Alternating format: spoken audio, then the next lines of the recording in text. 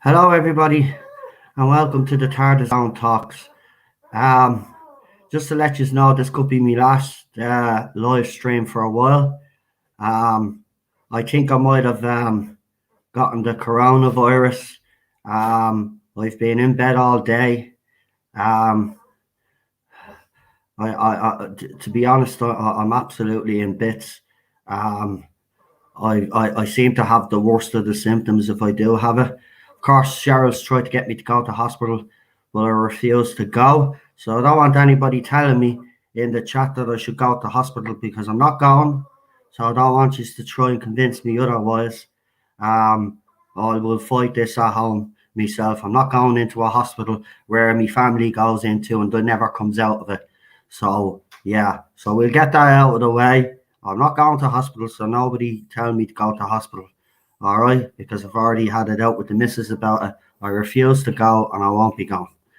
But yeah, this could be the last live stream this week, because if I get any worse, I've been getting worse slowly all day. I've had a little bit of a breather this last half hour, 45 minutes. So yeah, I'm seriously. I have no. I'm going to be out straight. Cheryl will tell you, I hardly go anywhere, right? And I might have caught it. So for all you idiots out there that are anti-maskers, anti this, that, and the other, I've no time for you idiots anymore, right? The fucking thing is real, all right? It's real because trust me, I've never experienced anything like this in my whole entire life, right? And I'm just sick of everybody on Twitter spreading false information about this virus, right? It's real, okay? Get it through your thick skulls. It's real. Fucking hell, man. This is seriously, man. I've never experienced anything like this in my whole entire life. My breathing is very shallow. My body is just completely, it's like as if I'm after doing 20 rounds with Mike Tyson. I'm telling you, I've never experienced that like this. And I've gotten a bang of a car and a bus, and I never experienced this much pain. It's absolutely unbelievable. I'm in so much pain that I'm actually fucking, like, the sweat is pumping out of me. I've literally had to change my clothes. It's unbelievable.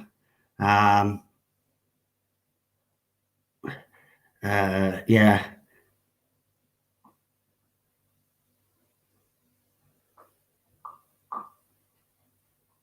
Well, I would say it to your face. That's the thing. Listen, I'm sick of people saying that this is real. This is real. Okay? There are people, genuine people, dying out there. And everybody's just selfish. Oh, because I want to go out. Selfish cunts. He's had it done what he's were told to do. The very first fucking time we wouldn't be in this situation. But now people have to break fucking lockdown. Are you going to get a test? Well, I don't have a doctor, because my disability was taken away. So my doctor was taken away. So for me to get any sort of help, I have to go straight to the emergency room. But I'm not going to a hospital where my family goes in. Seriously, granddad, granny, aunties and uncles have went in there and never came back out of the hospital. I'm not going to hospital. I'll fight it here.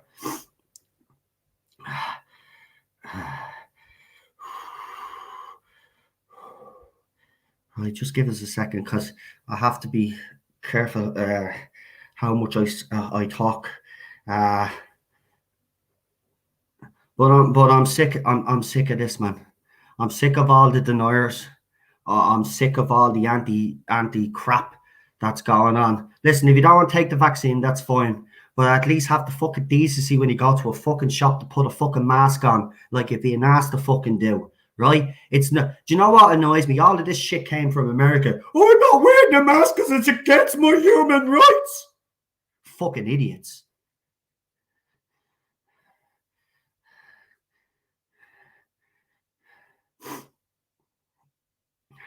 By the way, I did see someone on Twitter sent a couple of screenshots. Clive, the little troll, has been sending some disgusting stuff to Rabbi, to Daniel, slag Daniel because he was in a wheelchair, and then told Rabbi that he needs to go to the gas chamber. Now, Twitter is fucking pissing me off, and you know who's pissing me off as well? Some members of the Fandom Menace. Right, Kathleen Kennedy gets destroyed. No, she doesn't. What? Because the video got more dislikes. She got destroyed. No, she didn't. The sequel trilogy. Yeah. Okay. You might have thought that was bad. Rian Johnson is getting his trilogy. Yeah. Kathleen Kennedy's going nowhere. All right. And you all need to get. And you are all a bunch of hypocrites anyway. How many of the members of the Fandom Menace have capitalized on Gina Carano's firing financially? Loads. Right, that's what it's all about them, and they're all a bunch of hypocrites anyway, right? But we always have said we don't want their actors and actresses to be political, all right?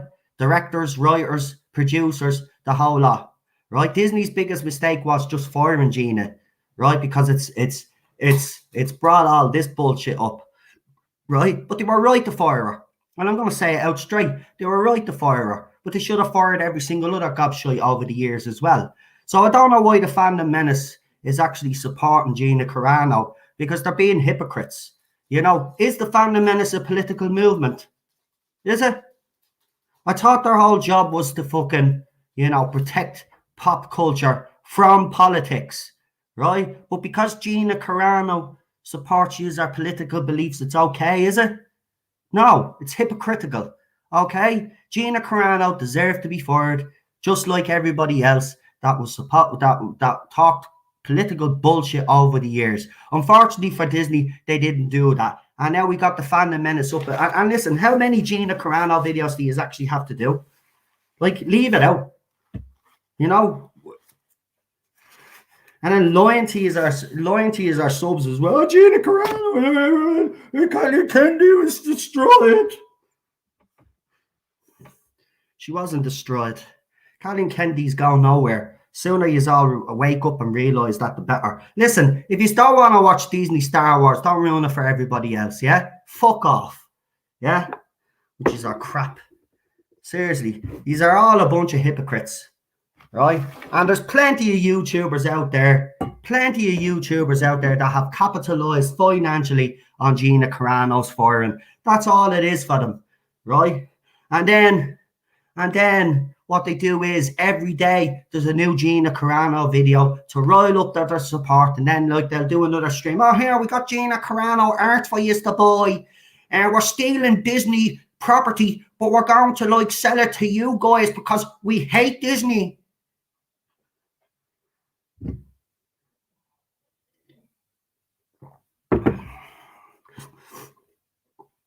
Everybody should be fired. Soon as they say something political, they should be fired. It's as simple as that. It's what we've always said, right? But there seems to be a hypocrisy because it's Gina Carano. And by the way, just to let you all know out there in the Fandom Menace, Gina Carano isn't that great, by the way. All right? I liked her character in The Mandalorian. But the way you are going on, you think she was central to the story. She's not central to the story. She was a bit part in the show. She was hardly in season 2 anyway, right? So nothing's going to happen Mandalorian, right? Mandalorian is going to be absolutely fine. Now, the one thing that I do want Disney to do is to kill off a character instead of hiring someone else, because you'll have the Phantom Menace bitching and moaning for fucking 6-7 fucking months, right? About replacing Gina Carano. Hypocrites.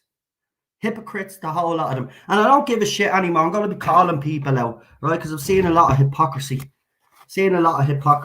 These are all a bunch of twats. These are supposed to be there to protect pop culture against political stuff. But yeah, you will support the woman who has political beliefs, right? And get behind her, right? He's a bunch of hypocrites. Seriously, hypocrites.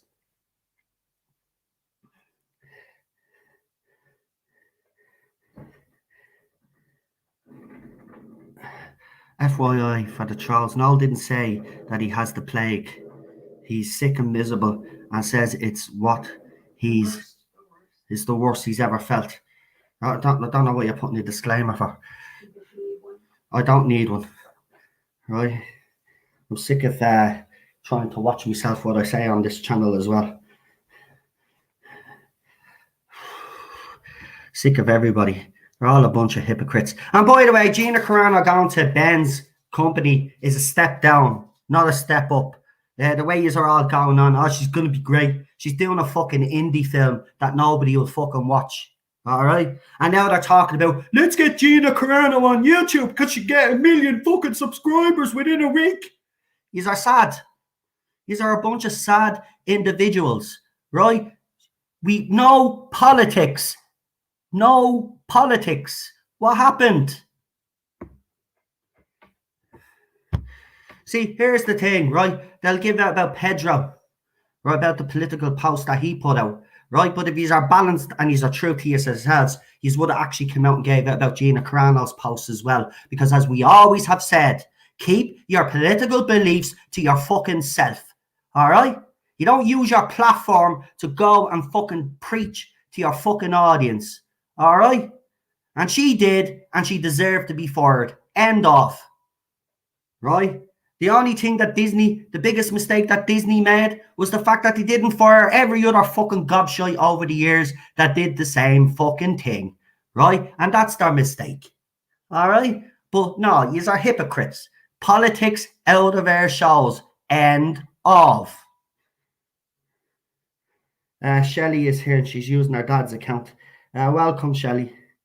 We got Marty in the chat as well. PD Rich. Problem being, Charlotte was there earlier. Don't know if she's staying, but she popped in to say hello. Hello, Charlotte. We got Marty, whose dad is actually okay, by the way, but he had to leave. So I'm glad that all turned out. We got Nicholas Horton. We got RG Ross in the chat, the geek inside. As I said, Charlotte is there as well. Disaster area.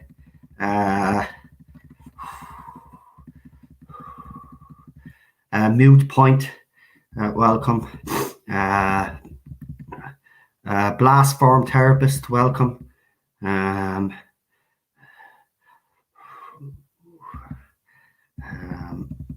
Aventuring Nerd. Welcome. CJ Campbell is also here as well. We got 30 people watching. Like or dislike this video. I actually don't care. Most of the Phantom Menace will probably dislike this video anyway. I don't give a shit. I'm going to call you out for your hypocrisy. Someone has to call you out for it because you've forgotten what your fucking aim was supposed to be in the first place. You are becoming political and you shouldn't be fucking political. Right? You're supporting an actress that you shouldn't actually be even supporting. Right? She broke the fucking rules. Right? She deserved to be fired. She was fucking asked to stop. She kept fucking poking the bear with a fucking stick. Right? And she got fired for it. And she deserved it. And Pedro should have been fired as well. Your woman from the High Republic and every other gobshite the years beforehand should have been fucking sacked.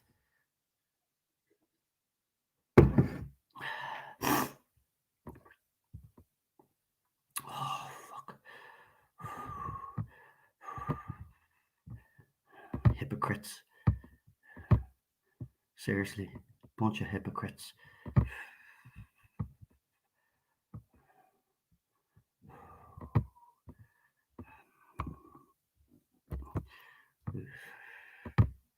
Right, link is in the chat. If you're coming on to have a chat, come on. Remember, you just have to get past Lee first. No, I'm not keeping to Doctor Who today. I don't give a shit. I'm sick, so like, I mean, at the end, they could be dead by the end of the week. So I actually don't give a shit. So, like, I'll talk about what I want. And that's what I want to talk about because they're hypocrites. I'm sick of people saying, don't say Arton because you'll damage the fandom menace or whatever. I don't give a shit anymore. Don't give a shit anymore. They've become too fucking, they've become too big for their fucking boots. They're doing stuff that goes against everything that they're supposed to fucking stand for. So, no, I won't. Right? We say the same in the Doctor Who fandom. We don't allow it. So why should we allow it with Star Wars? Right? They forgot their they forgot why they joined YouTube in the first place for. Yeah.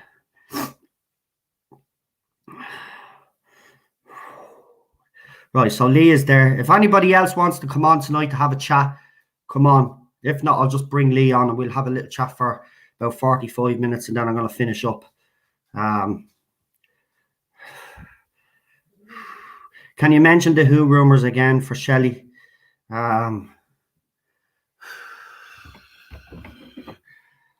Okay, hold on.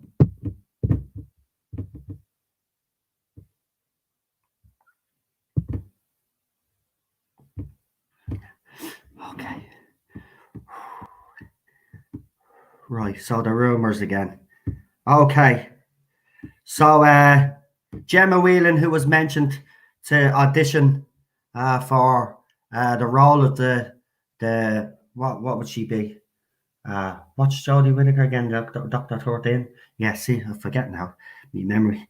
Yeah, so she hasn't, Gemma Whelan hasn't auditioned apparently or hasn't been approached to play the 14th Doctor. The HBO reboot is not true. They are looking for different formats for Who, but it's likely to go on to iPlayer as a one-drop thing. The BBC will not sell it off and will retain the majority share in it. But they may do the format like a series of specials like Sherlock or Luther, 1.5 2 hour episodes. Sorry. Chibnall apparently is not allowed to push canon any further and may have to retcon stuff in Series 13 as he's to leave the series in good standing for Series 14 with no loose ends. Manip Gill will leave halfway through. John Bishop is not a full-time companion. Sacha Dhawan is returning. They asked Michelle Gomez, but apparently she's unavailable due to travel restrictions. Lance Henriksen has been dropped for insurance purposes. Joe Martin is unlikely to appear, and the Timeless Child may not be addressed. Expect season 14 to be the anniversary season, and that's the rumours that I got off my source.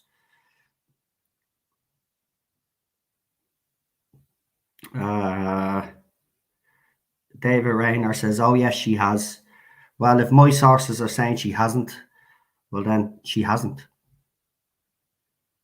Let's be honest, my sources have been pretty spot on. And as we said anyway, the rumours that we've been getting off Gallifrey base, thanks to Marty, they're on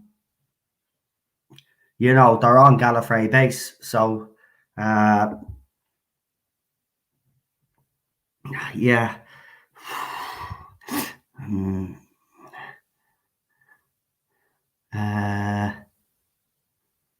Yeah, of course they've been using her for clicks, but I'm not going to say anymore. Not today. I'll have me videos over the if I'm still alive, there is.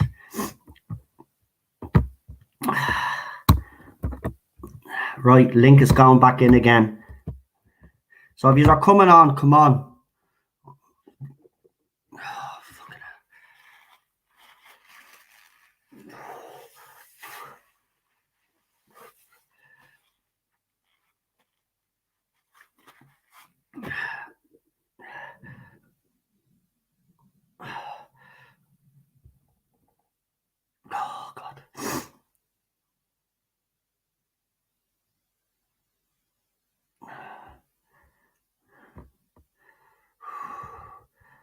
Right, we'll bring Lee on first because doesn't look like anybody else wants to come on.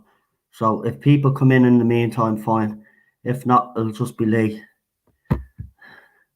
How? Hello. First of all, don't die. Yeah, well, I'll try not. Secondly, get better soon, immediately, Yeah, preferably. hopefully. Good Lord. So how do you think you got this then? You just went out and that was it? You one fucking lousy trip to the shop and that was it? No, I don't even go to the shop. That's the weird. thing. I don't even go to the shop. There's some dirty bastard probably not washing their fucking hands. I honestly don't know the last time you've left the house. Well, this is not all of this happening here is not fucking for nothing. Like I didn't say it was. I'm just saying I don't know. Like I'm literally me hair. I'm the one who runs it. Oh Jesus Christ! So if I got her, I'll probably got her off Cheryl. She probably gave it to me. America. But did you just say America? I did. She won't be saying that she's standing over my grave next week. Oh dear. Oh dear. Well, I've just seen that there is a Hugh Fullerton crap article from the Radio Times. I don't know if you want to cover that, but it is quite interesting that the headline is what is it? The headline that it goes off says, "Is a surprise regeneration on the way?" Well, if you to listen to another YouTuber out there, no regeneration. Jodie Whittaker's not leaving, by the way. She's staying for Series 14, 15, and 16. and wasn't filming back in the day. You know? Yeah, it's fucking idiots. Well, this article is suggesting. Well, we already did one a few months back with the same kind of similar headline, Lee, where he said, was there a surprise regeneration? Obviously, we have spoke about it on this channel quite a lot.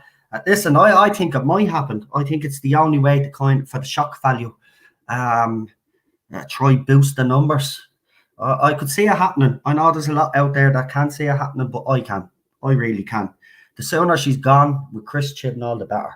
Oh God, yeah. Get rid of the two ways about that. I mean, it's it's well past its sell by date, and it's gone a bit funky, But yeah, the way he's suggesting it is that there's the possibility that they're going to try and keep this under wraps for the new Doctor reveal, and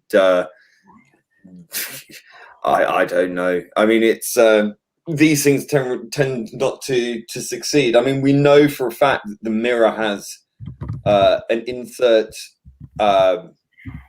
member of the team within the BBC that seems to leak a lot of stuff. So I don't see how they can keep that under wraps, even if they tried. But yeah, it's just interesting. It seems to be a slow week for any news. So Hugh, as usual, comes out with something to keep relevant, for another week. It's such a. I mean, this is very sort of typical of this era, though, isn't it? It's tight-lipped, Gestapo-esque kind of control freakism that this era seems to revolve around, this secrecy and not giving fans a hint of anything for any reason. It's just such a dull period of its history. It's just like, well, you don't give us anything to talk about. You don't editorialize anything for people to talk about, and yet you expect people to just tune in. I find it really strange. Really strange. How's that strategy working out there, Chibs? It doesn't really appear to be, quite honestly. But just got sent something in the Tardis Zone messenger group, which is quite interesting. So you know the actor that played John Lumick in the Cybermen episode, the story? Well, he'd actually broke his leg days before filming the season 2 episode Rise of the Cybermen. So his character, so they rewrote his character so he'd end up in a wheelchair Oh, okay. Yeah, I didn't know but that's that. how much they wanted them in the fucking show. That Hmm. actually, well, listen, your leg might be broke, but don't worry, we'll find a way of getting you on the show. And they did. And we thought that was done on purpose to make him kind of Davros-esque. What? Well, like a creator of the Cybermen in the wheelchair kind of harkens back to Davros, and his sort of mobile unit, Yeah. So I thought that was on purpose. I didn't know that he'd actually No, broken. there you go. And that was sent to me by Michael. Well done, Michael. Michael. That does be in our chat there. So thank you for that. I really appreciate that. Lee, could you do us a favor? I need to pop off for a minute. Could you just keep the thing going for a while? Do you want to actually sit here and talk, Cheryl? No. Yeah, come and have a chat, Cheryl. Haven't had a chat. She's worried about me and wants to keep an eye. But listen, I'll be back in a minute because I think I'm about to do something. Yeah, I have to go. You just take over. Yeah, if anybody comes in. He knows how to do it. Just go. Right. Okay. Get out of here. Well, I mean, if anyone in the audience today wants to come on, don't forget the link is in the chat. Just click on that. Come on, Cheryl, let you on. Or if you don't want to come on, but you want to ask some questions, ask some questions. Give us something to talk about on this very slow news day. That would be excellent. The Adventuring Nerd. Finally, the Problem Being Zone is back. Yes. Absolute power. Absolutely. I think Cheryl's obviously in aid of Noel, who is very unwell. So please wish him all the best and a speedy recovery from potentially the coof of all things. Hello, Cheryl. It's good to see you. Lee, how are you? I'm all right, my dear. How's things? Oh, I think you Super spreader of coof. You can't tell already how things are. Sound a bit stressy. A bit stressy. It is. Yeah, I imagine I'd be a bit grumpy too. Can't blame him for that. Noel's going to regenerate into Noel. Yeah. You might. You never know. You never know. Ted thinks the camera still works on this computer, so he's like, "Rrr." Oh. As if you can hear him clicky clacking. There you go, buddy. No. Apparently, I can't sit in this chair. Maybe that's what the problem is. I'll actually move it over quickly to the couch and pretend like I'm not streaming, and then there we go. There you go. Do you have any people coming on? Or is it just no one's interested? What the hell's wrong with you people? Get on here. They're probably afraid of noise. Esh Singh is asking a question. So can you tell us why Jodie Whittaker is the bestest doctor ever? No. And I don't think anyone really can. Not convincingly, anyway. I think that is a logic trap. And I will not play that game. It's irrelevant in the great scheme of things. Next showrunner. Ooh, good question. A Who fan or non-Who fan? I think we need to get some fresh blood in. I have two mindsets in this. I don't know what you think, Cheryl, but I think either you get someone in who understands science fiction but may not be a fan of the show but understands it, or will hire someone to offer advice, someone who is a fan, but then take it in a new direction. Or, and this is my personal favorite, get Peter Capaldi in as showrunner. Oh my gosh, wouldn't that be the best ever? That'd be epic. I think that would be fantastic.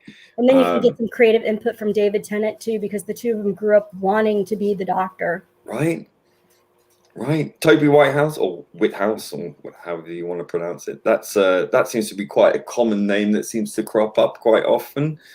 Yeah, I mean, even Gatiss, when I was really pissed off with Moffat. I think it was after Into the Dalek or something like that, and I just thought this was such cringe that he jumped the shark, or jumped the Dalek in that instance. I wrote an open. This is how sad I am. I wrote a letter to Mark Gatiss saying, please take over and become the showrunner. I didn't think he was the best writer, but I thought, you know, as a showrunner, he might work. But obviously that didn't happen. We got Chibnall. oh, the irony of living. Yeah, that was horrendous. So, what are your thoughts then, Cheryl?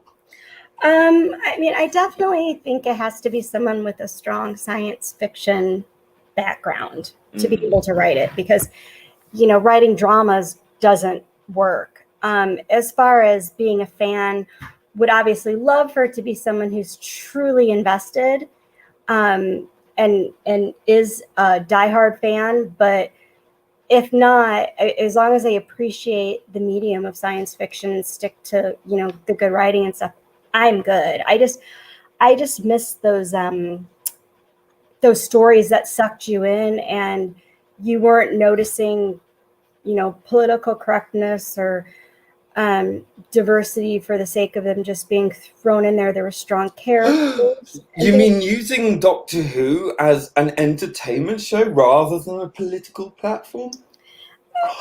Yeah, you know, kind of like it was until Chibnall took over. So I don't know, crazy. I know. Wow. I'm also clearly a woman hater too, because I don't think Jodie Whittaker's a good doctor. That's your internalized misogyny talking. Yes, it is. I mean, and again, I like her as an actress. I think she's fine. Liked her in Broadchurch. I mean, she's fine. That's she not was good in that Doctor thing that she was in prior to Doctor. I thought that was quite a good show. I watched that and I enjoyed it. That what was it called? Does anyone in the chat know? She played a nurse who lied to get a job as a doctor in a hospital.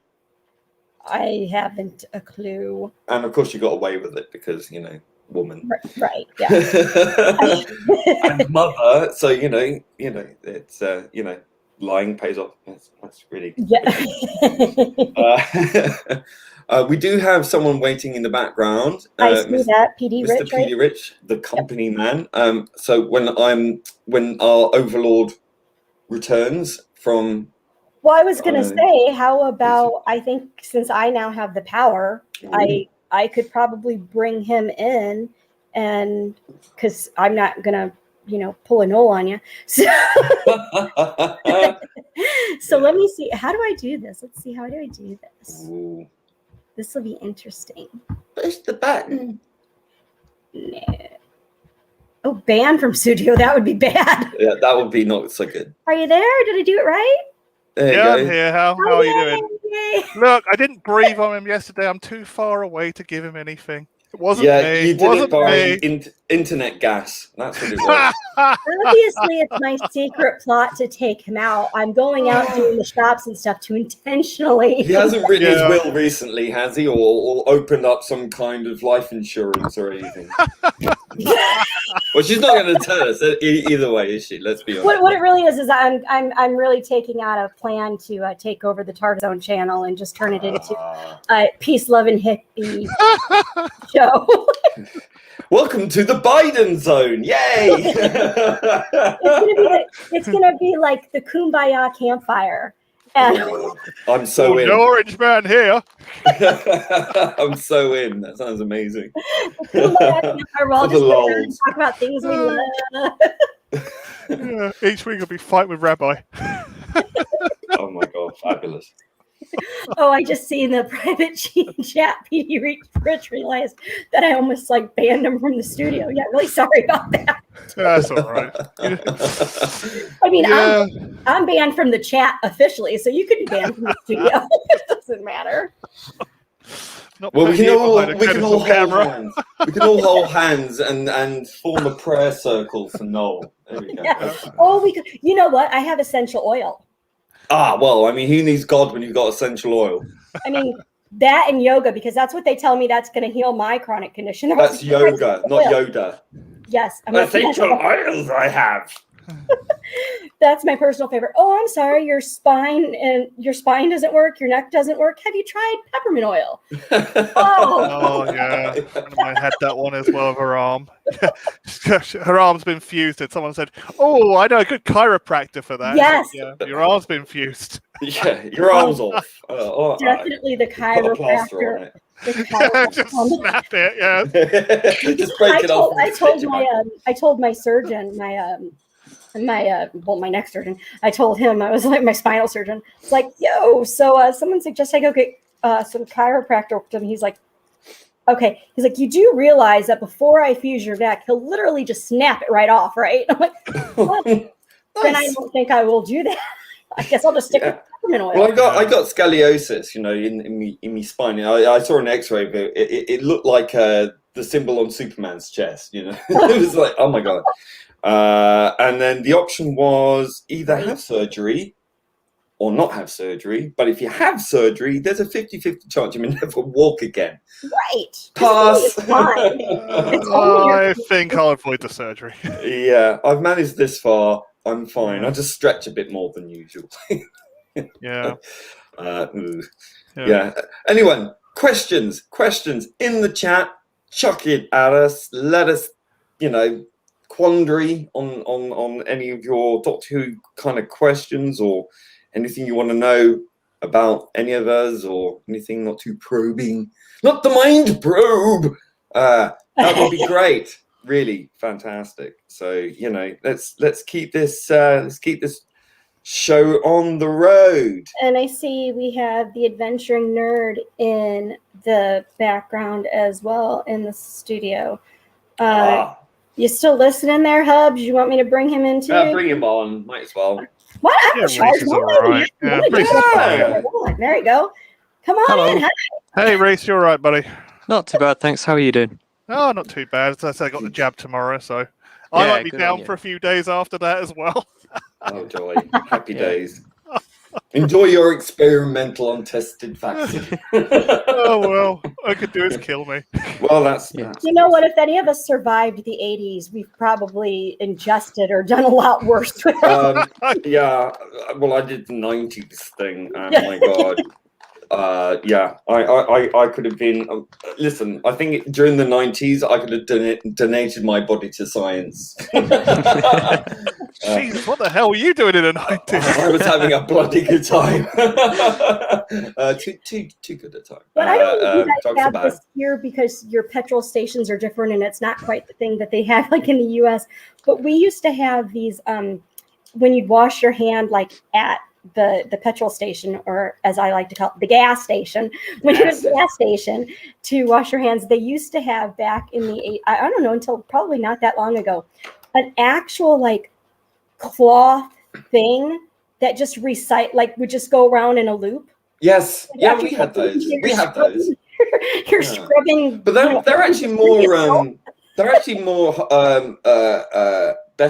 better for you. Actually, they're more hygienic because you can. It's fresh every time you move it down. It's obviously been washed at a high degree, and and you're not pushing any buttons or anything. I mean, those obviously the automatic States are not brand new each time they come around, because you'll you'll pull it down, you're like, wow, that's some interesting cloth. Not like the ones that tear off. This is like a literal just big circle of a towel that just keeps being reused. It's like probably if your entire I guess if the entire Von Trapp family wanted to shower every day for 2 months and continue to use the same towel, it was that kind of. Oh yeah, I know what you're talking about now. They don't know it's a big long. Yes. It's two tubes. And the problem is, nobody ever changes a damn thing. At least they dried your hands. You're not standing there for 3 hours trying to, have this hot blade of air coming down, and it's supposed to. All it does is push water around your hands. But see, we don't have to do that now because they have the Dyson one where you stick your hand in it, like it's an airport suction. All the water goes, and like some of your. Oh yeah, I remember the first time I saw that. I thought it was a urinal. I thought, what the hell does this weird urinal for? I had to ask someone what the hell it does. We got Dan from the Spacebook there. We've got Dan in the Spacebook. Hello, Hey, Dan. Hi, Good Dan. to see you. And he's passing his greetings and well wishes on to Noel. Not getting any questions there from the chat. You're chatting away. Talk to us. Give us some questions, or get your asses on here. What can I tell you? I mean, we'll continue to talk amongst ourselves, but it's always fun when there's that interactive part. Yeah, I mean, I went to all that work and people just not interacting. So I just feel disappointed now. That's it. I've got a question if we run short. Go for it. Everybody. All right, yeah, for everyone. People in the chat could have a discussion about it as well. If you could take any story from Doctor Who and replace the Doctor in it, which Doctor and which story would you choose? Oh. And you can have more than one. Ooh, right. Pop in just super quick. Raymond, we've probably missed it, and as you can tell, this isn't my wheelhouse on StreamYard. So if someone wants to repost any previous question they've asked, just please do. I'll do it. Yes, if we miss one. My choice is Peter Capaldi and Genesis of the Daleks. Oh, look. Yeah, but that means swapping yes. out Tom Baker. That would be a crime. I'll just add another layer to this. This doesn't mean replace them permanently. Imagine like temporarily travel to a parallel universe where the actors are swapped. Yeah, but Tom Baker would be in everything. Every Doctor Who story ever made. Interesting question. Cheryl. Oh, this is harder for me because I'm not as...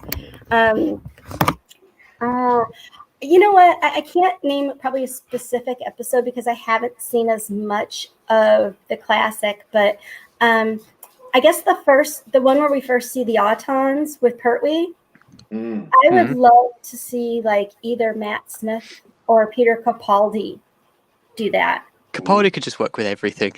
I mean, literally, Capaldi could do any doubt. I mean, I have no doubt at all. Like, just anything, absolutely anything you put him in. That's why Capaldi's so brilliant, because he like embodies all of the previous incarnations and still manages to stay fresh and new.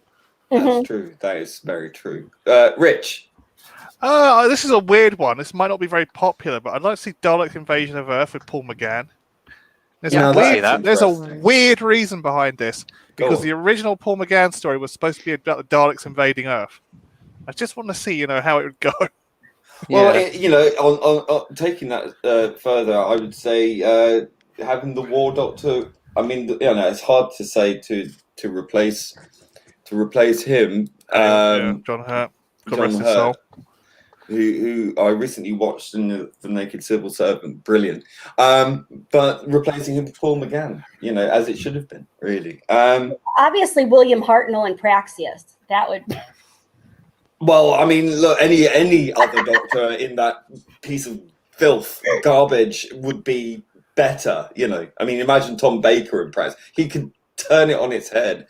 I think he would have fun with that. I literally can't remember which episode they are. They all fall into categories of historical crap, social justice crap, and other crap. Those are the only three zones they fall in. Since most of the Jodie Whittaker era has been set on Earth, I mean, you could probably put John Pertwee in all of those stories, and it would just be infinitely better by proxy. Really.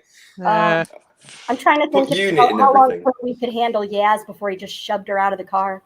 Right? Yeah. I mean, Bessie would be like 90 miles an hour. Right? Oh, sorry. Did that swerve a bit? No, sorry.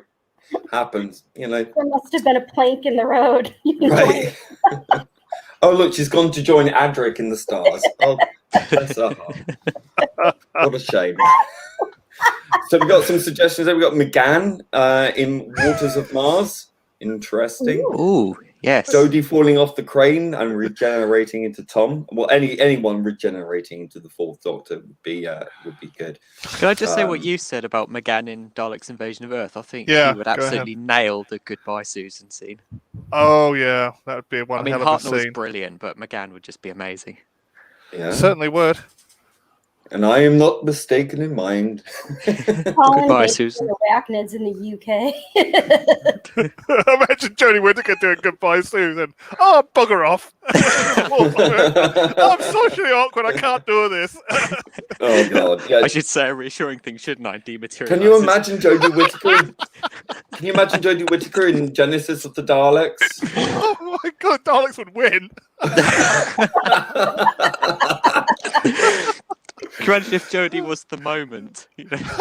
Oh, God. The moment all of the universe connects together rooting for the Daleks. They're like, come on, you can take her. Or we can have, Jodie Whittaker like, do I have the rights? Oh, okay then, might as well, I've ignored the Cybermen warning, I've blown up other innocent people. Yeah. Right. You ever see the beginning of Hitchhiker's She's a Guide to the Galaxy? genocidal maniac. Boom.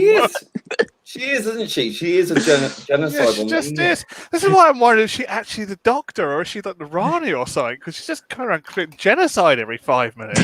Yeah. Oh, you're the last surviving members of the human race. In the future, millions of years. I'll leave you in a council house, Tardis, in the middle of the 20th century. Yaz goes and blows it up. Yeah. Yes. Oh, you got no hold now. Oh, I don't know what to do. I'm a bit social awkward. Just get some random white guy to blow things up. Since I'm doing whatever I want, shall I bring Alpha Megan? Go, yes. Make it a party. Hey, Alpha. Who's going to tell me at this point? So what would your... Alpha Omega, I take it you've been listening. What would be your story to replace a Doctor with another Doctor? I don't know. Oh, come on. Spoil us. Regale us with your thoughts on this very important story. I mean, a past story to do a regeneration story. Yeah, just take a classic, any story of Doctor Who's past, any of the 800+ stories, and replace it with a different Doctor. I don't know. I'll get back to you on that. Fair enough. Wow. Okay. It's over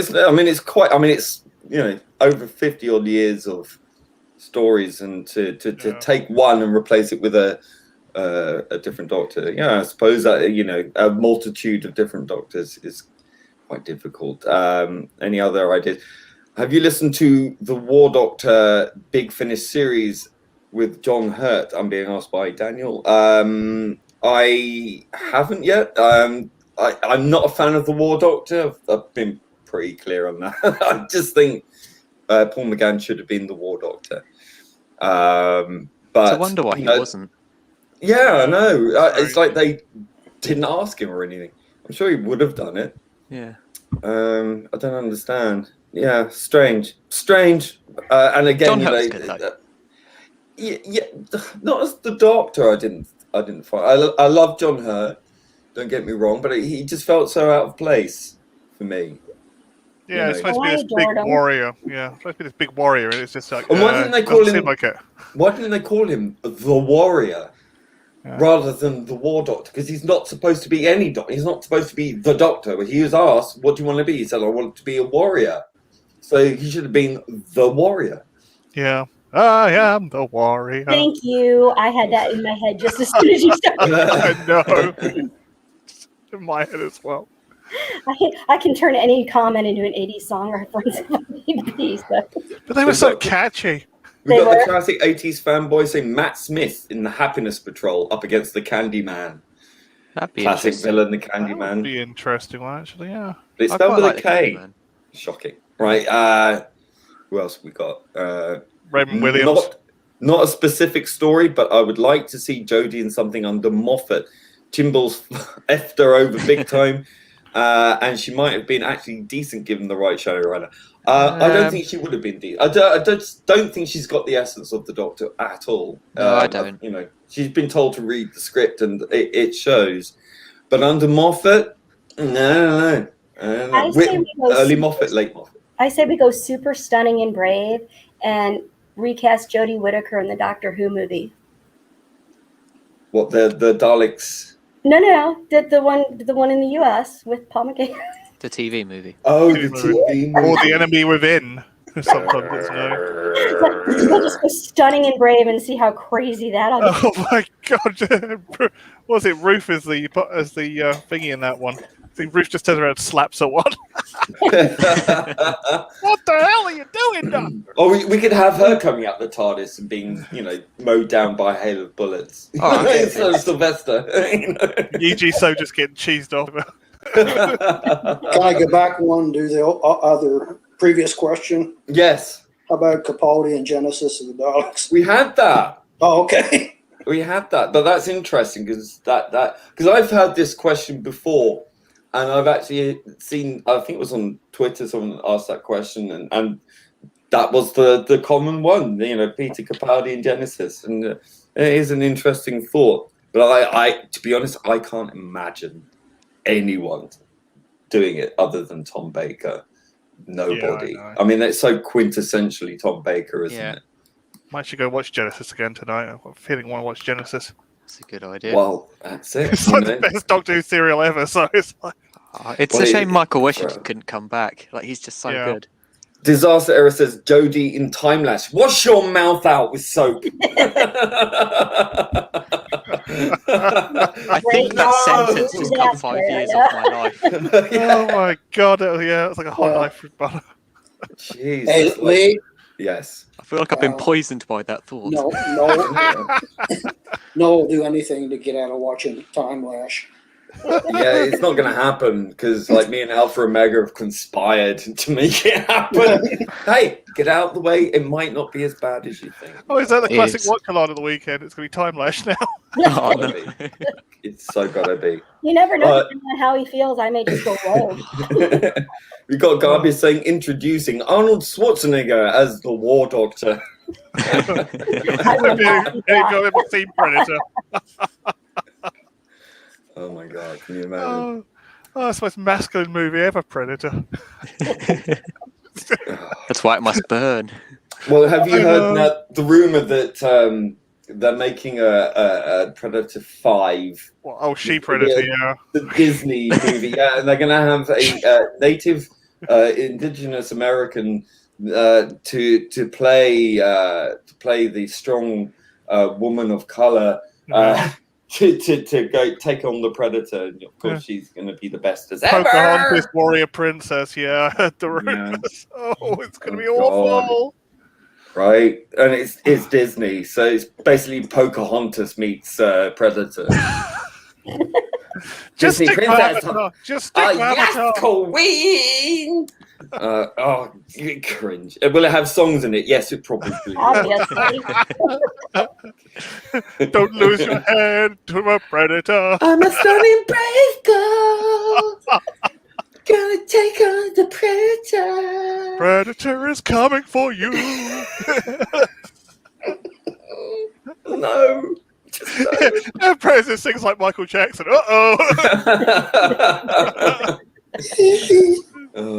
Predator comes. She's bad. She's bad. Shamble. You're toxic, male alien. Maybe they'll do Britney's Toxic in the background. Yeah. So toxic. Oh God. Oh my God. If anything's going to take life off me, that will be it. Disney's Predator.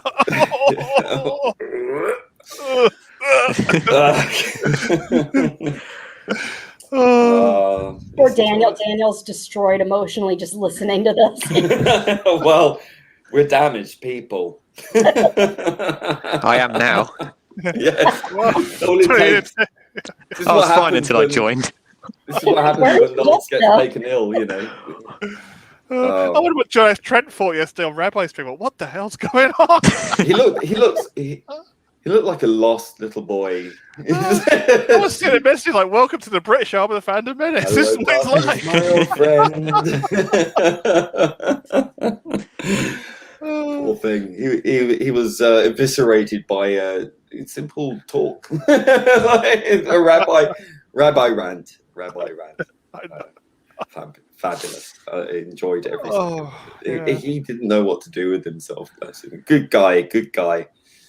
Decent chap. But you know, when Rabbi gets a bit blue and he's talking to a sort of devout Catholic about I don't know, masturbation or something, you know, it's awkward. I know. If Miller can take it though. It is an interesting one. The classic 80s fanboy, fourth Doctor in Greatest Show in the Galaxy. I can see that, yeah. Wow, that'd actually be a lot better. The thing I liked about that story, though, the Greatest Show in the Galaxy, is it reminded me quite a lot of the sort of Tom Baker comic strip shorts. Yeah, I love that story. You got to admit the music is phenomenal. Yeah, and them being on that temporary set, it really made it. Yeah, and they had to rebuild that set because they had to Temporary do a studio. lot of refilming, didn't they? And they had to take it outside the main in the car park, didn't they? It's temporary studio because there was a studio shortage. And the guy who played the clown, what's his name? The actor, he nearly died, didn't he? Did he? Yeah, he was doing a scene and he nearly got trapped or something in the cage thing or whatever it was. Wow. And it took his head off or something. It almost took his face off, didn't it? Well, the gods of Ragnarok were supposed to be a metaphor for the BBC. Although I'm sure a lot of people knew that. Bit on the nose, surprisingly. Oh, I never knew I that. didn't notice. Found But out I might now. just be a bit thick. No, I never knew that. I never said it in the documentary. Well, I know it because it was during one of these streams. I saw it in the chat. Wow. Oh, there you are. Crazy. So you can live and learn. Live and learn. Oh, I've got such an education. Yeah. I think the problem with the BBC is they can't take the mickey out themselves now. I think that's a problem. Well, that's the trouble with sanctimony. You become, when you're on your quest for virtue, you just come across as like, a prig, and it doesn't come across very well. It comes across as like a bit earnest, a bit overly earnest. And there's nothing more off-putting than someone who believes that they are morally superior. I don't care if someone is spouting the stuff that I agree with. I just hate self-righteous people. Irritating. God, yeah. I think you have to be a bit self-effacing now as British people. I think that's kind of in our DNA to be a bit self-deprecating, right? To kind of mock ourselves and always laugh at ourselves first before anyone else. And exactly. It seems to me the BBC are the last people to laugh at themselves, whilst everyone else is actively laughing at them.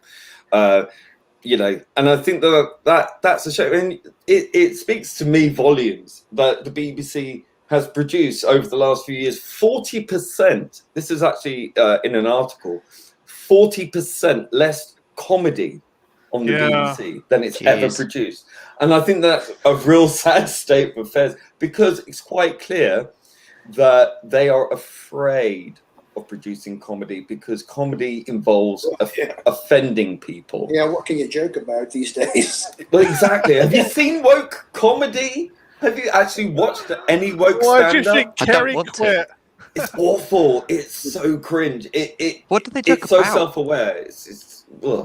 Shudder. Sorry?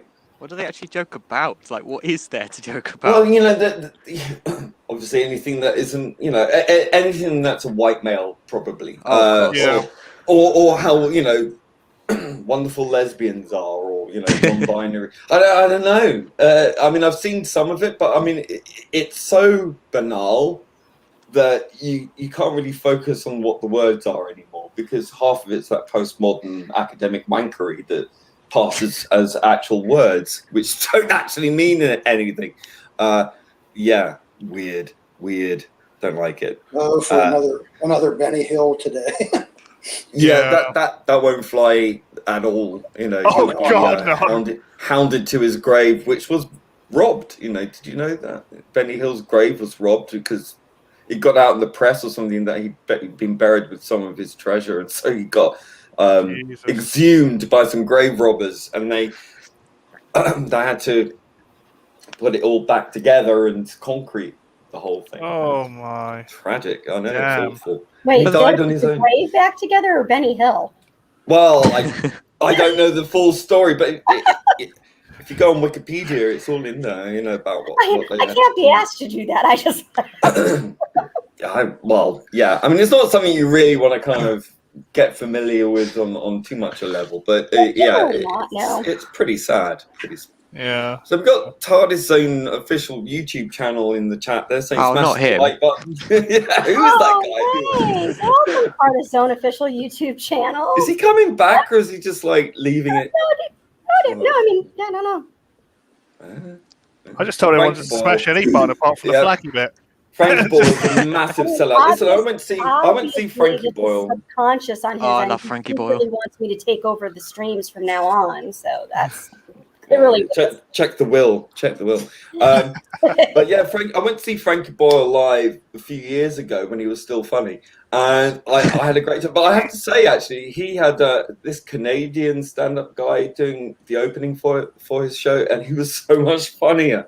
Wow! But now he's just really, really kind of gone down this rabbit hole of being sanctimonious prick, and it's almost incomprehensible to me that someone who used to be known for probably the most saltiest comedy in the world has now found his moral compass suddenly, and it's all pointing very westward. And it just seems very counterintuitive for someone who it's almost as if he's embarrassed by himself to the point that he now has to conform to this belief system. You need to have a good chat with Ricky Gervais. Right? Yeah. Who would have thought Ricky Gervais would have ended up funnier than Frankie Boyle? My figure. It's a stunning and brave new world. That's one way of putting it. I used to hate that guy here, right? I used to hate Ricky Gervais. Well, I didn't hate him. I just didn't find him funny. I don't like his comedy, but I like his politics. Right? Well, I mean, Weird. he's a liberal guy, but he speaks the same sort of things that John Cleese and Rowan Atkinson are saying about cancel culture and kind of common sense stuff. And like trying to bring in these sort of blasphemy laws and all this other stuff into comedy, and it's just like, no, you can't do that. Comedy is there to act as a sort of magnifying glass for human foibles, to call out bullshit and bad ideas and mock them. And I think that's the right of every comedian. I think comedians are more like prophets these days. Only because it's true. Yeah, they speak to universal truths, and that's their job. And if you remove that ability to do that, then you're running the risk of creating a tyranny of thought where you can't express anything, you can't question anything, you can't, and I think that's a really dangerous precedent. And I think I know I'm 100% against that. I think, that if you can't have critical thinking, you've got nothing left. And you can't laugh at life and laugh at things in life, then what a sad, horrible state of affairs that is. Really. Something that really annoys. Sorry, go on. I'm just putting that Rowan Atkinson thing in the chat because it was quite good. I mean, I've used that one a couple of times myself. Don't check it out now. Check it out after the video. We're done. Check it out. Sorry, go ahead, Reese. I was just saying, it's not. You mentioned Rowan Atkinson. It reminded me something that really annoys me right now is I'll go on BBC iPlayer and click on a program, and it will say this disclaimer will show up saying, "Oh, well, this is a product of its time. It might cause offence." I'll watch it and it's fine because I hadn't. You mentioned Rowan Atkinson. I hadn't actually seen Blackadder until a couple of weeks ago, so I just went. Good stuff. Wow, really? Okay, that's a good thing. I just went. Glad you discovered Blackadder. I just binge watched it, and excellent. And like on specific episodes, his disclaimer would come up, and occasionally there'd be a word, like "puff," which is just not considered acceptable today. But other than that, there's just been nothing wrong with them. Yeah, but these are words that have historical context, and given the fact that Blackadder is historically contextualized, you'd think. And the thing is, by drawing attention to it, you're only giving people a trigger to say, "I'm now offended." They may have watched it, and it may have gone completely over their heads, but because you've been drawn to your attention to it, you've fallen into this trap of preconceived notions. And you're sitting there folded up going, "No, now I'm going to get offended." I mean, who the fuck's going to watch? Look, mate, put trigger warnings in fucking everything then. Just do it on everything, and then no one can watch anything anymore. Or regular fucking forward-thinking people can go, "Yeah, I'm an adult. I can handle this." I wonder if they added the trigger warnings to The Color Purple and Schindler's List. I'm not saying it's genuine. No, that's a very genuine. That's a good question. The answer is probably not. I think there is a particular hypocrisy there, and I think it's this kind of infantilizing the audience into behaving in a particular way. This kind of trigger warning concept, I think, is really deeply damaging, because I think it just draws attention to people's weaknesses. And if you fall into that trap, you're not questioning yourself enough. I don't think you're facing yourself as a fully developed human being. I think you're kowtowing to a notion that somehow you're incapable of processing the real world. And TV is supposed to be a reflection. Because I used to do, I always go on to doesthedogdie.com, because before I watch something, because I can't have an animal die, it upsets me too much. But they've added clown warnings now and stuff, so that's very helpful. So there are sources that you can go to avoid upsetting things. What about spider warnings? There are spider warnings. Seriously? Warnings. I swear. Can you imagine going out? There's a warning for everything now. Yeah, but can you imagine, like, I want to watch this film. It's called Arachnophobia. Mike attacks spider. Oh my God! No one warned me. Snakes on a plane. No one warned me. Here's a pack of peanuts. May contain nuts. Yeah, I know, right? I mean, that'd be like any World War II movie, wouldn't it? Like, obviously, there's going to be some things that aren't going to work, or anything that during the I mean, you can see people being blown up 24/7 on any streaming service. Not a single trigger warning, and that's fine, but God forbid if there's like a bad word, or oh my God, or people used to think this way in the 1970s. I mean, that shouldn't be a trigger warning. That should just be in and of itself, I think I'm a way of showing how we move forward. You couldn't show teachers pregnant. They all had to quit their jobs if they got married or pregnant back then. So I feel like Little House on the Prairie should have a warning. Yeah, there you go. Yeah. And a warning may contain traces of religion. Things like Paul Eccleston praying an episode. I don't know. Warning may make you think about other things, or may other give than your yourself. worldview counter to your own. I mean, when does it start? Your mind. Yeah, this bad, you good. I think it's some things. It's like common sense. It's kind of how I felt about your woman who went viral on TikTok because she sprayed her hair with Gorilla Glue. Right, because apparently there's a hairspray called Gorilla or something like that. No, she sued the glue company. Got to be Glued. It's called Got to Be Glued. But the thing is Gorilla Glue specifically is sold like in the home improvement section. It's not mixed in with the hair product, right? And it's a world-known brand to be like the strongest brand on the planet, And it literally is like, don't get it on your skin. So it's would imply it's not skin, it's hair. Yeah, but that was her argument. Like, it didn't say it, not to put it on your hair. It just said not to put it on your skin. I'm thinking, I thought that'd be a no-brainer. What's attached to your hair? I mean, what can you say? I mean, and then she gets an agent. Gina Carano loses her agent, but this woman who glues glue to her hair gets an agent. I mean, this is the upside down world. Yeah. In which we know what to do, Gina. Nudge, nudge, wink, wink. Yeah. Don't do something stupid. Yeah.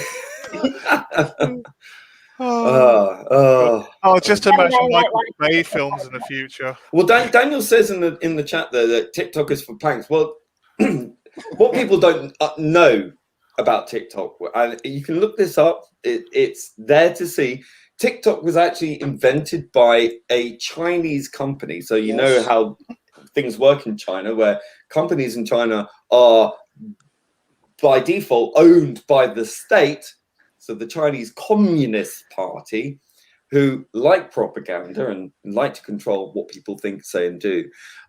TikTok was invented by a Chinese corporation, which in and of itself invented a particular AI, an artificial intelligence, which in itself designed TikTok. So it wasn't actually designed by a human being. TikTok was actually designed by AI.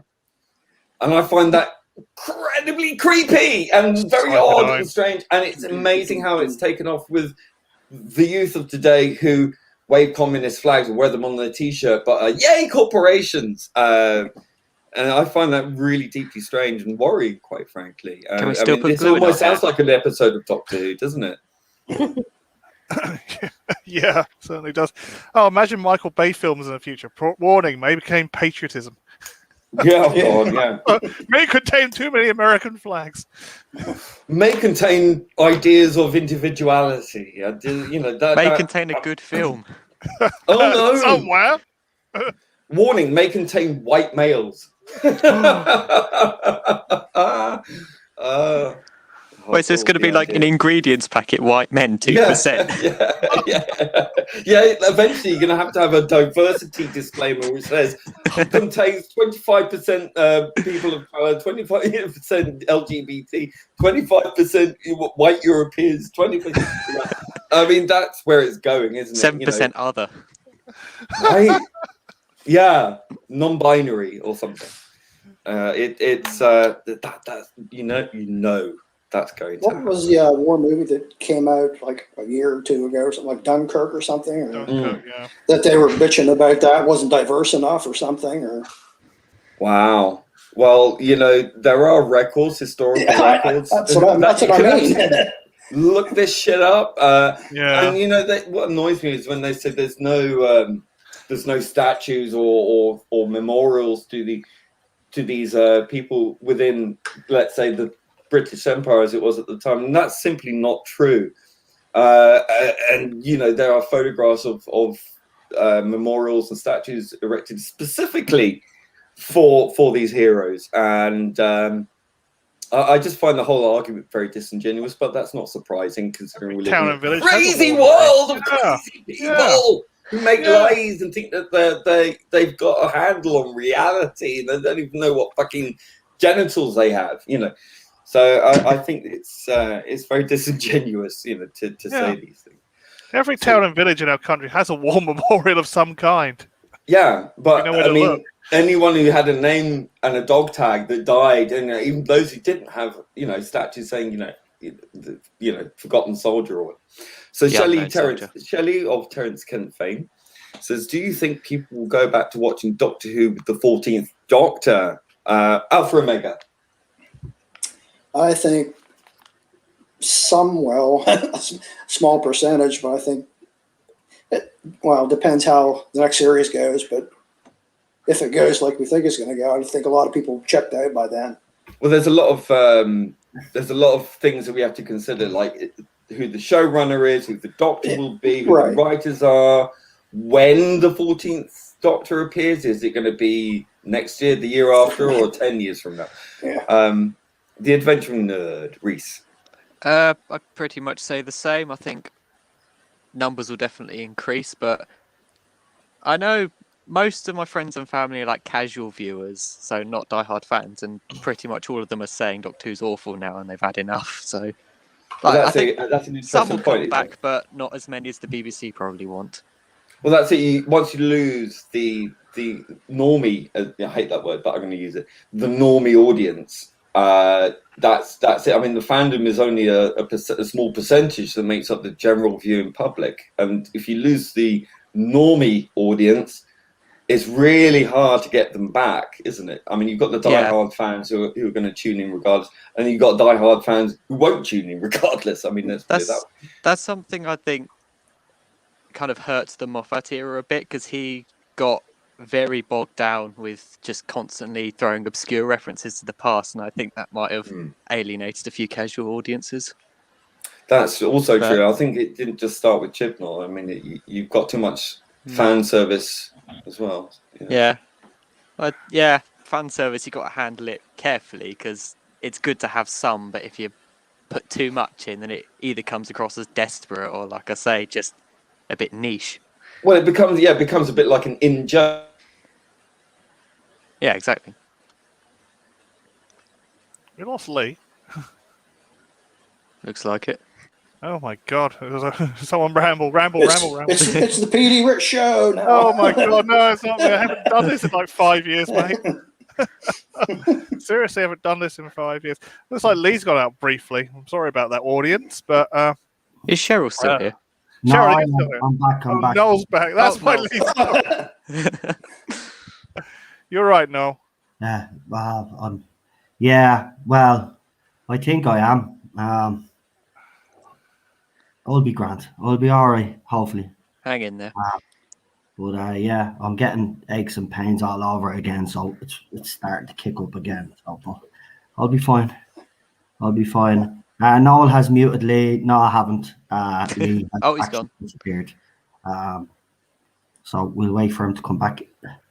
Let me see. I will never watch again, regardless of the Doctor and showrunner. This era has broke me, says Daniel. Yeah, there's a lot of fans that think like that, but I think some fans will come back if it's a male Doctor and there's a new showrunner. I honestly do believe that. There will be fans that will never come back, but I think some will. Yeah. Yeah, I think- go on. I might think tune in out of morbid sorry. curiosity. I think there are definitely some fans that will come back, but I think undoing the Timeless Children will probably help a lot because a lot of people Yeah. are really insulted by that, including myself. Yeah, I've got to do something with that. It's like, as I said, it's like going to have a cruise ship with a huge hole in the side of it. Is anyone going to take a cruise on that ship? No. Someone gonna maybe fix that? Yeah, I'm going on a cruise in an unserviceable ship. It's like, you really want to do that? I'm sure your insurance won't cover that. Do you think people will change their minds after they quitted the Jodie Chibbs era and ends up watching it? There's always a hypocrisy in fandoms. You will always have fans that will maintain that they won't watch, but then they'll go and proceed to watch so they can hate review it on their channels. So there's a lot of that. So, I'm just being out straight about it. Listen, new Doctor, new showrunner, fans will come back. They will. Hello, don't Hey. know what happened there. I was just going on about my how Doctor Who can often be like like an in joke, and then it alienates people, and then I got cut off. I don't know what happened. Buggering bloody nuisance. Red Dwarf, you've used your 2,000 words up. You have to buy more. In joke. Oh, have you actually seen the episode Time Slide? That's not Time Slides. What is it? Time Wave in Red Dwarf. My God, he got it so right. I mean, because that's like the ship you can't criticize anyone. Criticism is bad on that ship. Johnny Vegas is so good. That's the one. It's Johnny Vegas in a pink police outfit. Doing a bit of Love criticising, Johnny have we? Yeah. Doing it criticising here, it's illegal. Wow. I mean, that nailed it. Oh my God, that is so accurate. Captain Ziggy as well, dressed in this weird costume.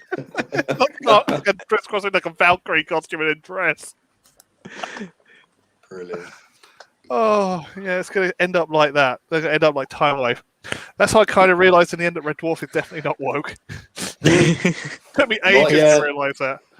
I named this planet Rimmer. But they're in court with each other, aren't they, over this?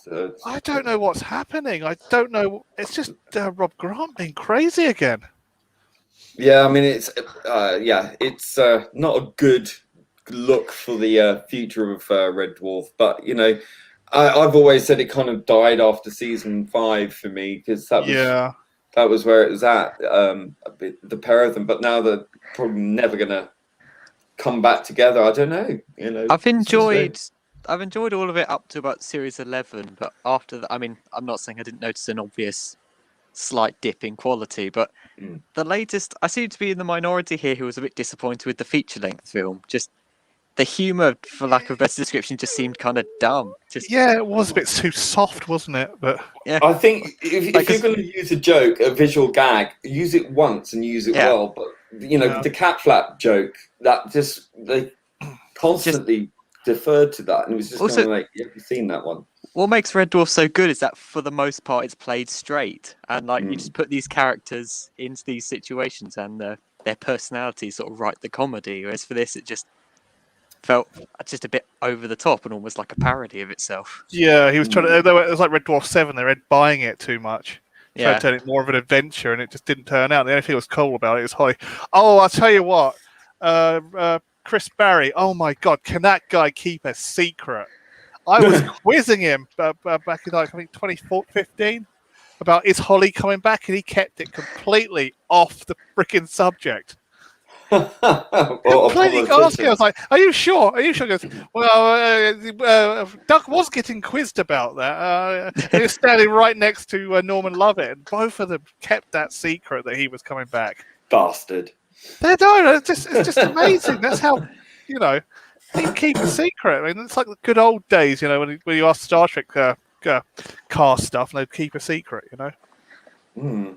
They're just very good at it. You gotta love Holly. Yeah. Yeah, I love both him. of them. Yeah. Yeah, but Yeah. Yeah, the original, the best. Everyone's dead, Dave. Yeah. They're all I dead. think that's what Dead that one Dave. made. They're dead, Dave. Yeah, that's what I've made been it to- special for me. I wanted to set him to my ringtone of him going, emergency. There's an emergency going on. Still going on. You've got the voice as well. You've done it. Have I? Yeah. That's just my normal voice. Well, yeah, I don't know if that's a good thing or a bad Good thing. Well, it seems to be paying off. thing. There you go. There you go, Reese. If you need to do it, you can take over from Norman Lovett. Yeah. Can you do the Dave, the dead Dave? Can you do that? Well, I need someone to work off of. Need to get the script. What? out. Peterson. Yes, Dave. Peterson's Dave. But, oh, wait, sorry. Peterson's dead. Everybody's dead, Dave. Mark Kachansky. That's not Yes, bad. Dave. Yes, Dave. Kachansky's dead. Everyone's dead, Dave. I love that scene so much. You did it really well. You trying to tell me everyone's dead? We should never met him out in the first place. Brilliant. Oh yeah, yeah. It's. I think that's what made it about the special was Holly coming back. Yeah. Yeah. That's what that made was it. great. It was just Holly. It was just having the whole team of 5 there back. Well, also, I since didn't see the special yet. That's the only one I haven't sorry. seen yet. I was excited when the trailer came out, or just the general announcement, because I remember really early on just remembering that there's another ship of the cat people there and thinking how brilliant it would be if we could run into them, and then kind of bit of a letdown. Yeah, I don't think they should do feature length. I think that's kind of it, kind of thing. I think they just try and. That's what the problem with Red Dwarf 7 was. It all went, slightly longer episodes, more drama based, and it just didn't work. I kind of missed the live audience thing as well. Yeah. Yeah, it was weird watching some episodes. I think it was series 7, and completely forgetting that there was no audience laughter in it. And I realised I retrospectively edited it in the back of my head, and just a bit dead. Oh, that was what you call it. I was Back to Earth had absolutely no audience. 7, they had canned audience. They actually had an audience watching it in a recording. Sorry, in a theatre, and recording it live. Yeah, I mean, I know that it's a kind of manipulation, but it feels like you're sharing the joke. I like that with Blackadder and things like that. Imagine Blackadder without the laughter track just wouldn't be a work. bit awkward. John Coleshaw done that with his show. He didn't have a laughter track. It just felt so alien. It is, because I think, especially growing up when we did, it was more prominent. It was comedy had a laughter track. That was it. Yeah. But nowadays, it does work with some sorts of comedies, like let's say, like Jam, for example. I don't know if you've seen Jam, the sketch show Jam. Chris Morris. Oh yeah, Chris Morris. Oh, that's great. No, yes, I do know that. I haven't seen it. Some but mothers do have Frank Spencer. That had a laughter track. Yeah, all the 70s, stuff, or the 80s stuff did, and it kind of it made you feel like you were participating. It's like a participation thing, and I kind of like that. It feels cozy. It feels like you're sharing something. Well, I love off the tracks. You occasionally get that one person who's just absolutely losing it. You can hear that for everyone else. I love that. I was listening to some stand-up by Will Franken on YouTube earlier today. He does the whole Greta Thunberg thing. It's brilliant. How dare you? It's so funny. It's like 23 minutes long, but it's one of the greatest stand-up routines I've ever seen. It's fantastic, and the audience is losing their shit, and that's so true. And it's so different to like American sitcoms where the laughter track doesn't sound like it's being recorded from a live studio audience. It feels like it's just been sort of slapped on. You know, it could be from anything. You know, that real canned laughter that is so. Superficial and There's fake. no comedy anymore, though. Well, that's it. 40% less comedy in the BBC. And other companies, they're all afraid to do the comedy that they actually want to do because you'll have some lefty twat that's offended by something. Listen, people just need to get a grip with them fucking selves. Comedy is comedy. It's supposed to go places where we don't go. That's the point of it. And we've lost that. And BBC, we made the point earlier that BBC have made 40% less comedy. The comedy that they do produce now is Mrs. Brown's Boys, load of bollocks. Then they had that the family can thing where it was a bunch of fucking a family full of people from Pakistan, and it was fucking stereotypical fucking rubbish, right? They're afraid to break the boundaries now. No fucking company out there has the balls to actually fucking do comedy. Dave Chappelle is the only fucking one, in my opinion, that actually has the balls to fucking do it. And look what happened to him. They tried to cancel him 2 or 3 times already. This is where we're got. Listen, these people that are in charge, right? They don't want us to fucking laugh. They don't want us to fucking enjoy ourselves. They want us all to be fucking miserable because they're miserable them the fucking selves. And if you're offended by fucking comedy, well then I suggest that you don't fucking watch it. Let the rest of us fucking watch it. Well, being offended is one thing, but thinking that everything has to change around your opinion is just a completely different thing. You're allowed to be offended. Imagine eventually. Could you imagine if Father Ted was re-released now? No, don't do it. Was re-released now. Think about it. They'd be fucking uproar. Faulty Towers. That fucking saying in Faulty Towers. They've already tried to fucking cancel Faulty Towers and the fucking show is over decades. They're a bunch of fucking idiots. They're offended by every little fucking thing, and I'm sick of it. Get on with our fucking lives and stop ruining fucking everything for the rest of us because yous are a bunch of fucking dead inside people. Yous ought to be fucking ashamed of yourselves. Is Father Ted offensive? Yous are trying to fucking modify our behavior, tell us that all of this is fucking bad. You should be like idiots. If you don't like comedy and you don't like the way comedy is done, then I suggest you do your own fucking comedy and let us enjoy our fucking comedy, our fucking comedians, yeah? And all of these other comedians that come out and apologize for past jokes, idiot! Every single one of you is idiots. You are fucking sellouts, the whole lot of you. Stick to your fucking principles, man. What fucking happened with people sticking to their fucking principles? Everybody's afraid to be fucking cancelled. Fucking hell, get a fucking grip. These people ought to be a fucking shit. And the Vicar Dimbley, yeah, that came out recently. It was a woke pile of shite. BBC used to be the powerhouse when it came to fucking breakthrough comedy. Yeah? Now they're a fucking laughing stock. They listen, as I said, only fools and horses, Faulty Towers, even Father Ted nowadays wouldn't fucking fly. And watch them all fucking, I'm offended because Father Ted pretended to be a Chinese person. That's a great scene, by the way. If you haven't seen it, go on. You're fucking racist, Father. You're a racist now, Father. You're racist now, Father.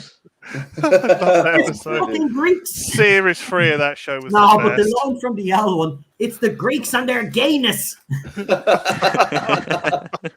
Seriously, you wouldn't get away, but yeah, see the ways I laugh, but you wouldn't get away with that today because you've got some little offended twat out there that'll be offended by that, and because they're offended, then people start listening to them. Comedy, there's no comedy anymore. Comedy is dead.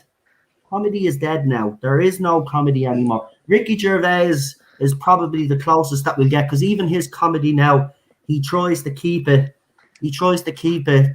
just comedy, and it does work. If you haven't seen Afterlife, you should check it fucking out. It's absolutely brilliant.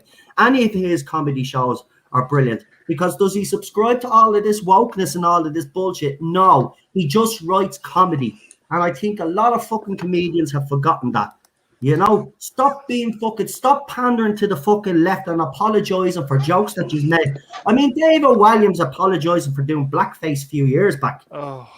Like, because Alicia Dixon on Britain's Got Talent had a problem with him. Shut your fucking mouth, Alicia, right? It's fucking comedy, and if you don't get that, get a hike. Don't be fucking coming after David Williams. There's not a racist fucking bone in that man's fucking body, but yeah, he was made fucking apologise for it. So was Matt Lucas. Little Britain is probably one of the greatest fucking shows that was ever fucking made. And they're trying to destroy that. And you know, I'll never watch it again. Because the fact that David Williams and Matt Lucas actually came out and pandered and actually apologised for it, I'll never watch their show again. There's a really, really, really good stand-up comic, American comic it's on Netflix. He's got a couple of specials on there called Anthony Jeselnik. Right. Really, if you want politically incorrect comedy, and it's really fucking dark, like it kind of harkens me back to when Frankie Boyle was funny and good. You know, that level of really kind of outrageous, dark shit. Like, this guy is really good. Anthony, but even the way he said it just there, if you want some unpolitically correct comedy, right? You would have never had to said that 10 or 15 years ago. Right? No, you would just say, here's a comedian that you will all love, go and check him out. You wouldn't be saying. But it's good that, you know, that he's available to watch on Netflix, which, you know, has a lot of woke content on there, let's be honest. So it's really quite refreshing to know that at least, you know, that person hasn't been cancelled or whatever. Yet. You know. Carry On movies. Someone mentioned the Carry On movies. I'm surprised they haven't went after every living person that's alive. They've got those on BritBox now. Some of them. Because anyone use BritBox? Those movies wouldn't fly today either. You'd get all of these fucking women coming out. Oh, look at Barbara Windsor's big thick tits. Sexualizing women. Fuck off. Sick of it all, man. Well, none of us would be here without sexualizing, you know, anybody. Sounds a bit wrong. Sex sells. One thing I was taught when I went to college. First thing I was taught: sex sells. Yeah, and some people sell sex, you know, and TV and film people are no different. They need to different to themselves, because it's getting ridiculous now. I mean, in a few years' time, there'll be no comedy, because every comedian will give up their job because they won't be able to do it in this environment. The reason why we love comedy is because they go places where we wouldn't go and joke about things that we wouldn't joke about. That's the whole fucking point. That's the whole point. You know, here's the thing though, if you start censoring comedians, right, well then you're censoring their art. They're not going to be their true selves, because... Well, Hollywood is dead because they've killed art. Because if you don't toe the line, if you don't have a particular political bent, if you're not of this, that, the other, and if you must have X, Y, and Z within, you know, from this group and that group or that group by percentages, you're dictating you're politically skewing someone's art. You're directly enforcing a tyranny of expectation. And that if you don't tick that box or this box, then your art is invalid. And your art will not be recognized by the Oscars, for example, unless you've kowtowed and given over to this political pandering. And I think that that's incredibly damaging to any form of art, because it's not honest, it's contrivance. And that is, for me, and for a great deal of many, I'd say the silent majority, that's a step too far. You can't make a genuine case for inclusivity by dictating it as a political. And people argue, well, you know, you've got to make change, you've got to force society to change its ways, and I understand that, you know, the civil rights movement was born out of pressure and force and all the rest. I get that. But we're living in the times where we seem to have forgotten the lessons of that.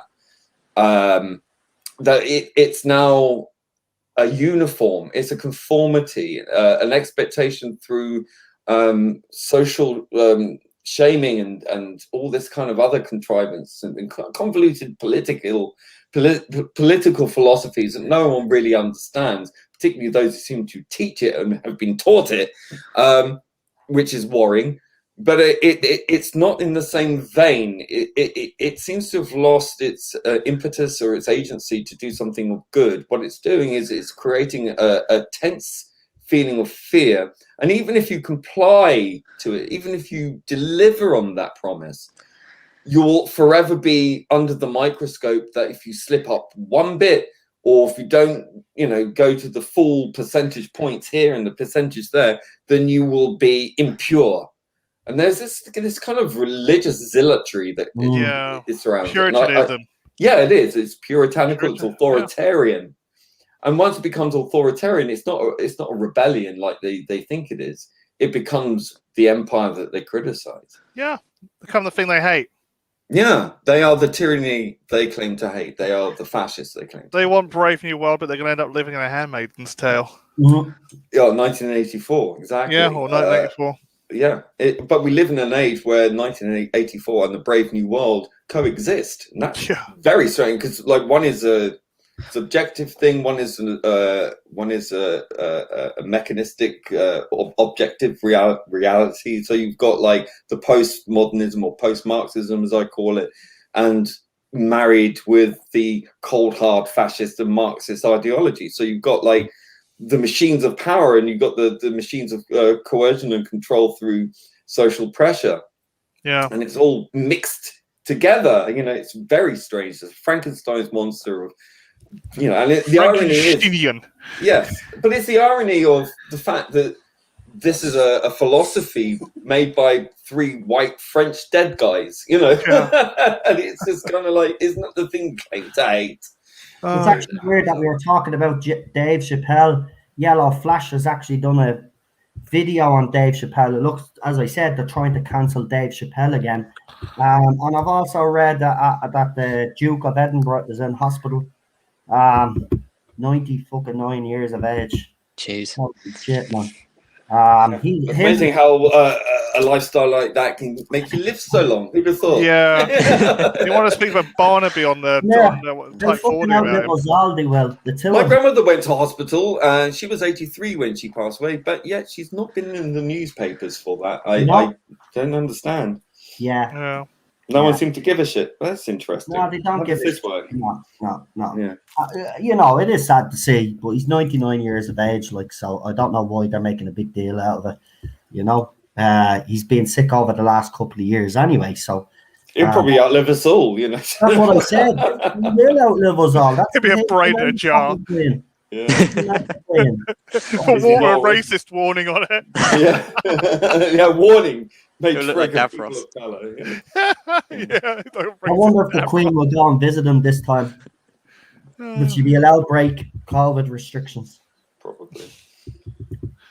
But as I said, they're trying to cancel Dave Chappelle again. Sounds a bit racist. Not surprised there, Yeah, it's very funny. Since the other person got cancelled, they're now going for Dave Chappelle. Yeah, we want stunning and brave women cancelled. We want, representation for, black people cancelled. Well, I've never came across a female comedian that's ever been able to make me laugh anyway. So I'm just going to say it out straight. There's no female comedian out there that I actually like that actually makes me laugh. Victoria Wood. Nah. She was fine. Joe Brand. Nah. Early days. Maybe, but nah. French and Saunders when they were. Nah. Yeah, no. Oh, there's been a few. I mean, I haven't liked them, so yeah. Fair enough. Well, Dawn French doesn't make anyone laugh now. Catherine Ryan, when she wasn't, pandering. I thought she was quite good at. It's ridiculous how many people you have to say that now. Before they were this. Yeah. Well, that's the problem with comedy. I think if you're going to be a particular brand of comic, and if you make a career out of doing what you're doing, and then because politics change and you're suddenly regarded as off color, then you are what do you do? Do you go, well, fuck you, this is who I am, this is what I've done all my life, and I will stand by it? Or do you just cave in and do a Frankie Boyle and, you know, renounce your former self and then produce wank?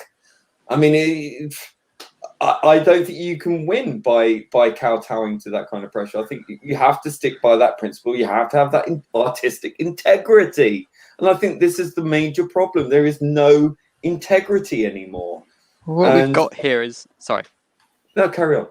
No, what we got is sort of the long-term effect. Like, where we are now, it's taken a few years to get here, because at some point, the major corporations started paying attention to Twitter, and this group of like 100 people ranting about how they don't like this, and then they start to cater to them, and then this just goes back and forth until we're at the point where people are regularly trying to be cancelled because the people know they're going to be listened to and they have the power to do whatever the hell they want. They're never satisfied. You kowtow to these people, you give them what they want, and then they're forever then expecting you to keep that up. And if you fail one iota, one tiny bit, you say the wrong thing, put the foot wrong somewhere, they'll come down on you like a house of bricks, and then they've got you forever. And that's something Disney and all of the rest of them need to learn, is that you can only kowtow and give in to these people within your company as well as the audience who are on Twitter saying all this stuff, because there are obviously clearly people who sympathize or on board with the message, you know, of the crazy people on Twitter. But that can only get you so far, and you have to consider a vocal minority on Twitter is vastly outnumbered by the silent majority of people buy your shit and who are watching things from afar and not really saying anything. But you watch your bottom line as it declines. Yeah. So we're at that point now where just the two sides, like the woke group and the people who just want to see good entertainment, they've just been divided so badly now that it's just so animalistic and it's just violent. We're just at that point now that whichever way the companies intend to go in the next future, it is not going to be smooth at all, and there's going to be a riot. Yeah, Jordan Peterson was on about the same thing, going to tribalism now. Yeah, exactly. There's going to be a flashpoint. There will be a flashpoint that can't be ignored. Whether it's a cultural phenomenon, political one, or whatever, it's going to be something. And this divide is going to show itself in sharper focus than ever before. And that is a great problem. And I think that entertainment, as it is kind of a reflection of what's going on in our society. But I think what it does is it creates a homespun, a homegrown phenomenon. We see it on YouTube. How long that will last is anybody's guess. But there are people, I mean, there is talk of ghettoizing, you know, people will be forced off of Twitter and off of Hollywood and forming like political. Well, Australia just got cancelled. Yeah. Facebook have banned Australian news for putting any posts up on their app. And Twitter's going to get banned from Australia. And also some other news as well. Apparently, there was letter bombs sent to the headquarters of Lidl. Hundreds of employees were evacuated from the headquarters and injured.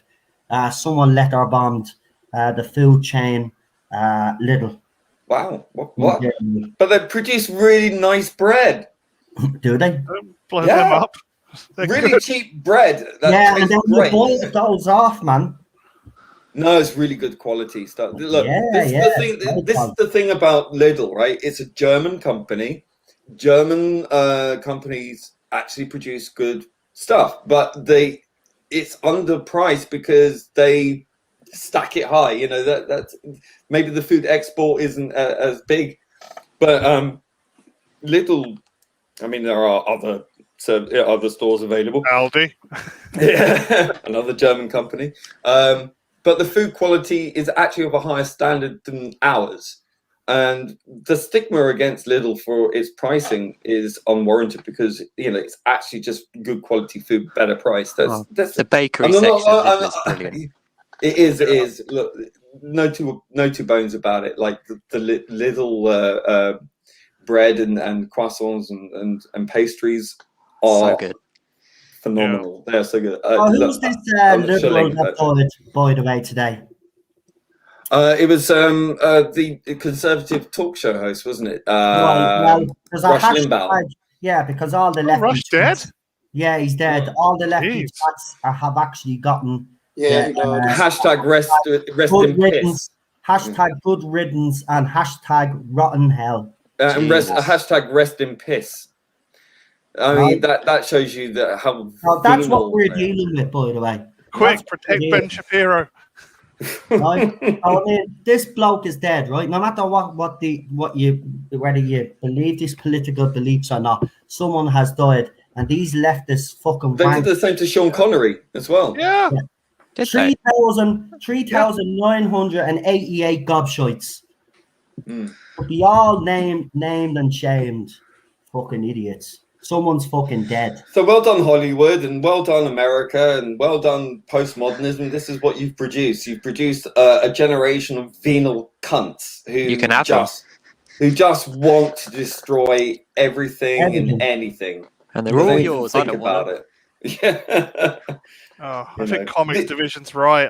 When Gina Carano posted that picture up of all those Nazi soldiers doing the Heil salute, and one guy with his arms folded and saying, be more like that guy. These people lost their minds thinking, why are you posting Nazi things? You're a Nazi. It's like you totally missed the bloody point. Yeah. Again. I think they wanted to miss the point. That's the thing. They didn't miss the point. Don't be saying that they missed the point. They didn't. They know exactly what point she was trying to make. Exactly. But because in their own little twist. I don't think so. I think that's stupid. I don't. I do. I really do. I really do. And it's like the same people. No, it's the same people. It's the same people that went after Gal Gadot for being cast as Cleopatra, who was a Greek Fenian Middle Eastern woman. She wasn't black, right? So they went after her, saying, "How dare she, steal another black person's?" Cleopatra wasn't black. She wasn't black. She wasn't even Egyptian. She was Greek. She was a Greek, a Macedonian Greek, and so it's called acting. Yeah, and this is lost on these people are not as educated as they think they are, right? You can be an over-educated idiot because what they're teaching in these universities now is critical theory, and it's the least critical thing about anything, and it is educated ignorance, actually. Yeah. Very weird. Very weird. Anyway, that's my friend.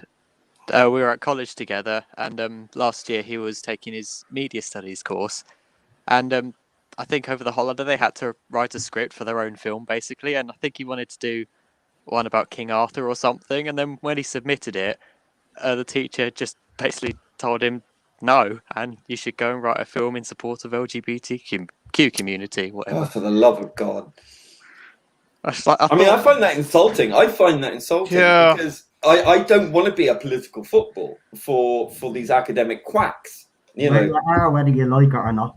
And I know that, and it makes me my blood boil. It's fucking ridiculous. I mean, no group of it's not even a group. You don't believe in groups anyway. No, groups are a grammatical fiction. Yeah, nobody should be fucking used for any political agenda or anything like that. But that's the society that we live in now. They'll use anybody. And half of these activists don't give a shit about people in that community. That's the thing. All they're interested in is trying to cancel other people because they don't support them. I can guarantee you all of those people out there that accused me of being transphobic because I obviously gave my point of view on what I thought about when it came to kids. And these gobshites that call me transphobic. I guarantee you, man, right? If you were forced to give up your biological girlfriends, yeah, and you were told that you had to go out with a transgender woman, you fucking wouldn't, you hypocrites. You fucking wouldn't. So don't be fucking telling me that I should support this, that, and the other. I will support them, but I won't be forced to fucking support them. Like the LGBTQ community, it's not. Do you know what? It should look as Lee has said.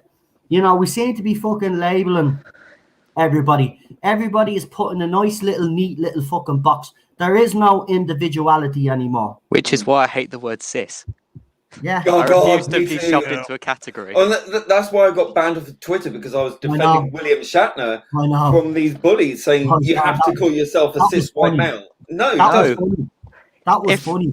If a trans person can say, I don't want to be referred to with that pronoun, surely everyone else can say they don't want to use that pronoun. No, either. but if a trans person was to come out and That's say your white that, privilege, or that white these male cis activists privilege. would come I out don't know I'm against white. this trans person and fucking like vilify them because they're That's true. not the rights. I am white. They're not the right. It's the same with gay people and lesbian people. If they don't submit to this fucking ideology, they're ostracized and they're told to fucking this, that, and the other. Sick of it. It's about time that people actually rose up to this bullshit. Enough is a fucking enough now. Just chill the fuck out, people. You know, like Listen, no get one's on with your dying life. because You they want to got be trans, you want to be misgendered. gay, No you one. want to be lesbian, you want to be bisexual, you want to identify as a rabbit, a fucking pigeon, whatever. Do it, right? But don't fucking tell the rest of us and force the rest of us to believe what you believe in. Okay? Yeah, I mean, remember the days when people said, I am Napoleon Bonaparte? I mean, people back in the day would go, Put them in no, a. you're not.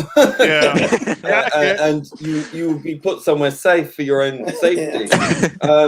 And now it seems to be, you know, people can, I'm otherkin, and I'm, you know, fucking half dog, half unicorn, What was that thing you depending on posted? what time of day it is. And you must respect that. No, because you're asking me to engage in a fantasy of yours, and you're asking me to basically shovel over the grave of my integrity the dirt of reality, and I'm just not going to do that.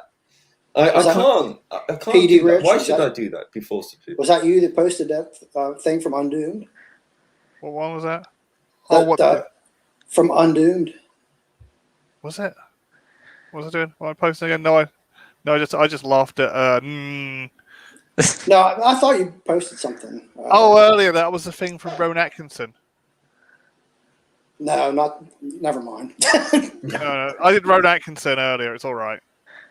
I don't mean here. I mean at another place. Oh, I don't know. I post loads of things, mate. Twit twats. I'm not on TwitTwats.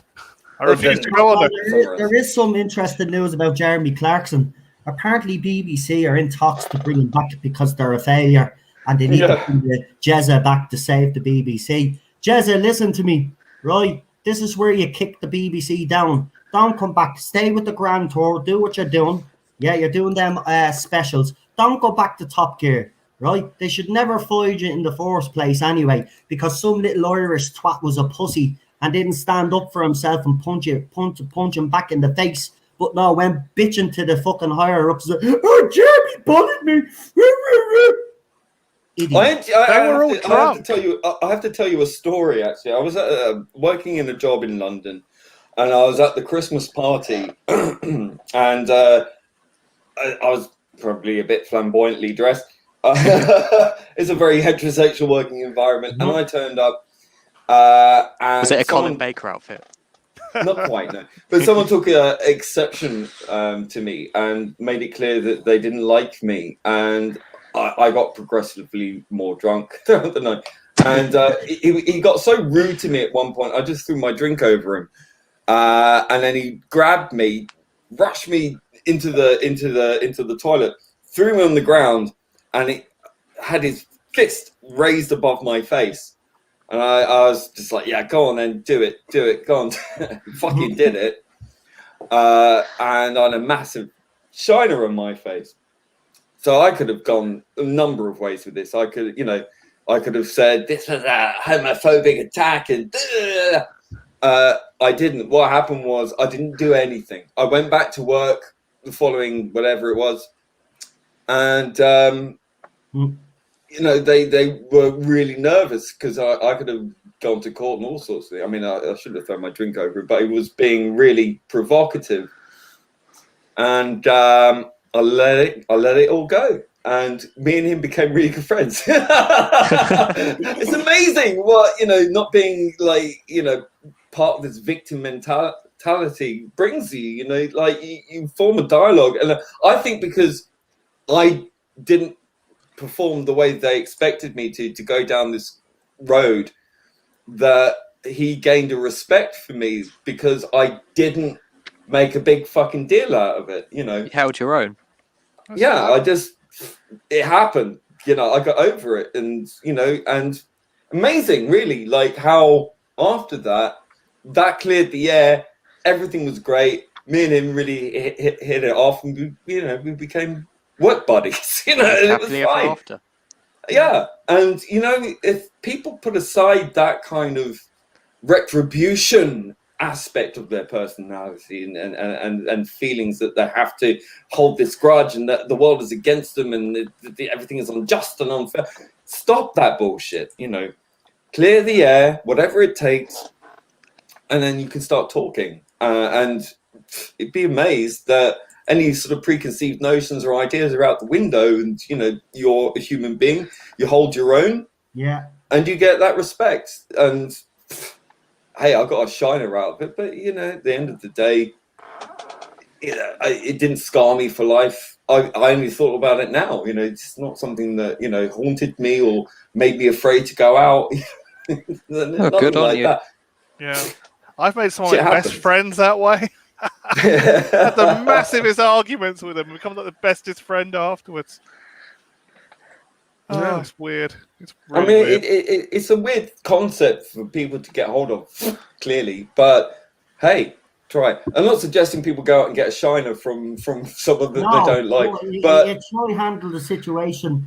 It's how you exactly. It's how you handle it. Yes.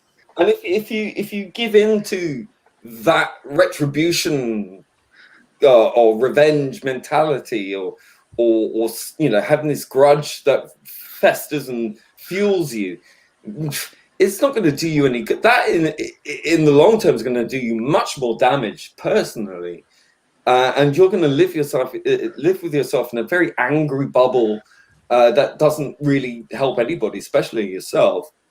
And for me, it was ironically an eye-opener. But you know, I handled it with deference to shit happens. You know, get over it. You know, what am I going to do? Is ruining his job going to make me feel better? No. Am I going to go against the company and have this animosity over my head throughout the rest of my time in that job? No. Am I going to get any financial recompense? Well, I threw a drink over the guy. He may have been a dick to me, but I threw the drink. You know, you kind of fired the first shot. Yeah. I mean, okay, he really was provoking me. Yeah. But, you know, at the end of I hate saying it, at the end of the day, that kind of mutual respect kind of found itself. It wasn't pleasant, but at the end of it, it was a kind of understanding and sort of a nod. Nah, okay, cool, we're friends now for some reason, and it was fine. And we had a nice long conversation about things, and it was great. Great. Right. That's how it works. Right, sorry about that, Lee. I don't want to cut across you, but That's fine. I'm actually hanging on here now at this stage. Oh, bless your heart. Get well soon, man. And get well now. Yeah, well, dude. I'm literally soaked here. Not good. So I'll have to change again. So listen, what I'll do is I'll let everybody give their shout outs. Use our channels and use our social medias there. I just want to thank everybody for joining me. I'll see how I feel tomorrow. I could get worse. That's the thing. But hopefully I don't. If I don't, you're forbidden from getting worse for the movie stream. But I'm not going to that hospital, man. I'm fucking terrible. I don't blame you. I don't know how the situation is in the Republic of Ireland with healthcare and all that. So, but the hospital is fucking, that hospital in particular, and it's only down the road for me. Family members have went in and not came back out, and I'm terrified. I'm not going to a hospital, especially where the fuck thing is. Like, the virus is there, like, so. No, why? No. I'd rather, if I do have it, I'll fight it here. I mean, like, look at what did they give you when you go to the hospital anyway? Probably a drip to get fluids in you. I'll just drink plenty of thick and water and hope that. Well, get Cheryl to make you, or if you can make it, I don't know, because you say you're the one who predominantly cooks. Get yourself some chicken, some lemon, some ginger, some rice, and some garlic, and make yourself a chicken broth soup with ginger and lemon and rice, and that shit will sort you out like nothing else. It's a miracle cure. Also, don't go through anything on our account. Look after yourself. Yes. No, yeah, I needed the distraction though, to be quite honest with you, because I'm sitting here just walking around like fucking aches and pains all over the that's high whole fever. body. Seriously, it's like as if I've went 15 rounds with Iron Mike. The back of me head is killing me. My spine is killing me. Can you taste anything? What? Can you taste anything? No. That's why I think I have it. My taste buds are weird. But in saying that, my taste buds were weird for the last couple of days. I just think it's caught up with me now. So what's it? It takes 10 days to pass or something. So I could have this for another 10 days. So. Oh, good luck to you, man. A friend of mine had it for 3 days and he got over it. Well, hopefully I only get it for that long because I can't do this. There you go. Agent W says, look after yourself, Noel. Take Lee's advice. I'll be fine, folks. Don't worry about it. I'm a fighter. Chicken broth soup. I think everybody knows that by now. I'm a fighter. Listen, I'm not going out like this. No virus is taking me down. Fuck that shit. That's the spirit. Go down by my own accord. This is a horrible. I'm being honest though. You know, it has made me realize what a shitty way to go for anybody. Yeah. Not even 100,000 people. You know? Yeah. And let's be honest, we've seen a lot of deaths out there, and I just feel so sorry for everybody because this is the way they went. No, sorry, that's not how I imagined going out. I always imagined going out in some sort of blaze of glory. Yeah, whilst streaming it. Plenty of time for that, no. No more buses though. But yeah, that's what I mean. Like, I've had 2 accidents. That's why I was on disability. Like, I had 2 accidents over the year, and I broke several bones in the body. But even then, I wasn't feeling as bad as I am now.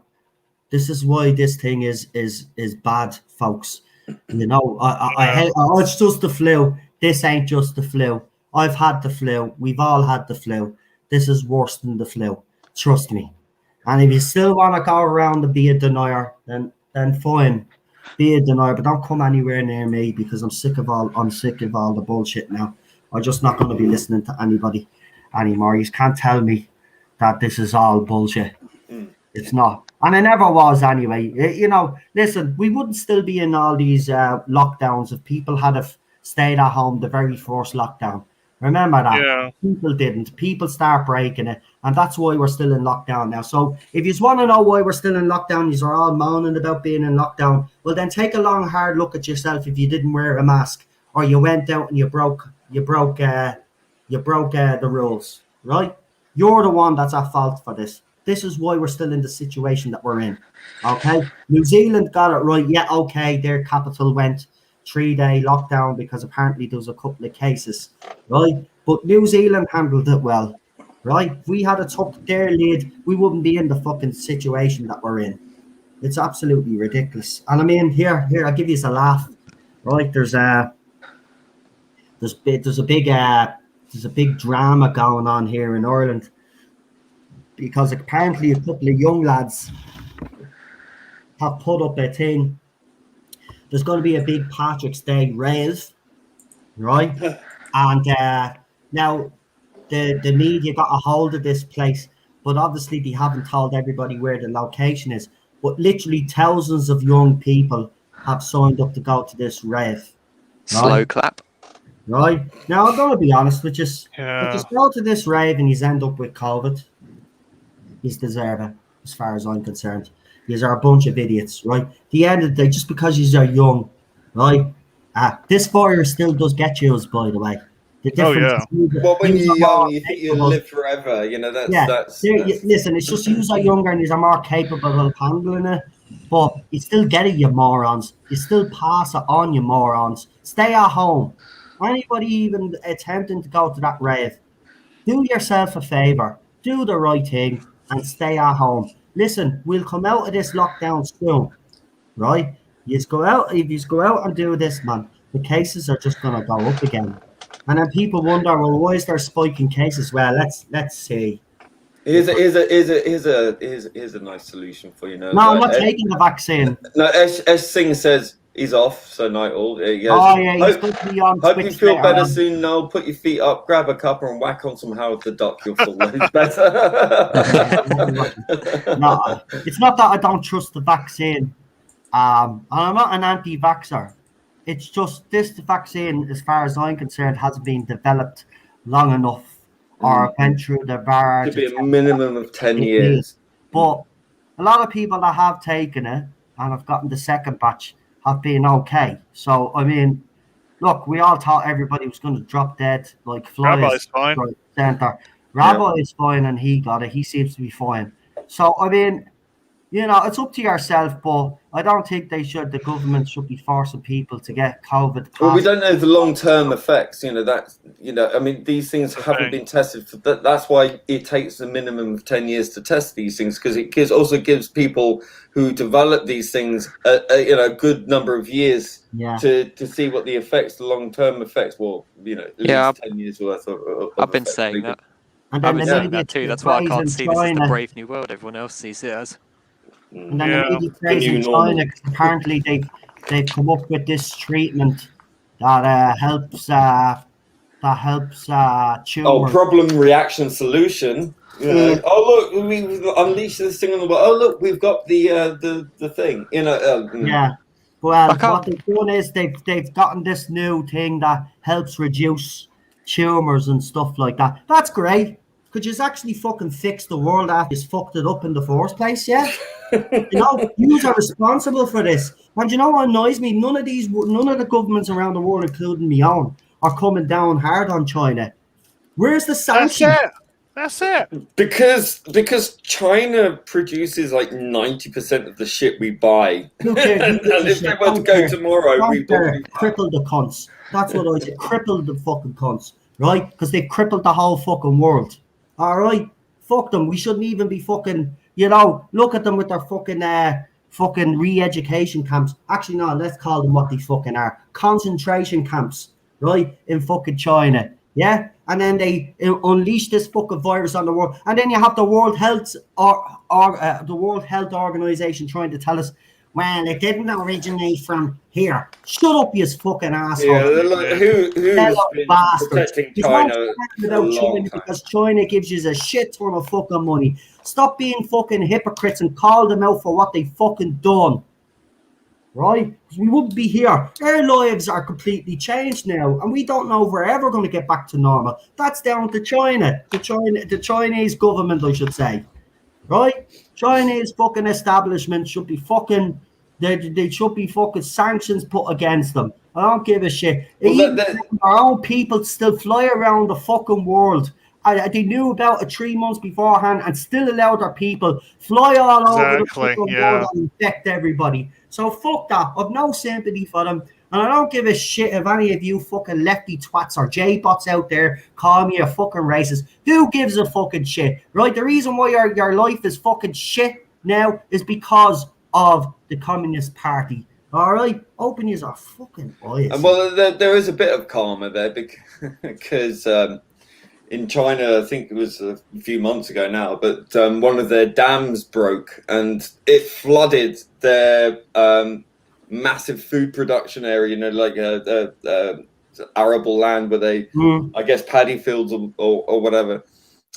So their food production has been fucked for, I don't know how long that's going to take to recover. But yeah, well, it's karma. Well, I don't really give a shit. Let them, because at the end of the day, we wouldn't be in this situation if people. And you know what? It actually sickens me that none of the world leaders have the balls to actually come out and say, "Well, this is your fault." Well, we had one. Yeah, and he got voted out. Yeah. Yeah. Now you got Biden cozying up, going, "Yeah, well, you know, China's all right." He's too busy playing fucking Mario Kart to fucking do that, and fucking idiot, bleeding dope. Don't care if you're at Camp David. Don't you're supposed to be sorting out your fucking country. Where about? Did you meet with the Black Lives Matter leaders yet, Biden?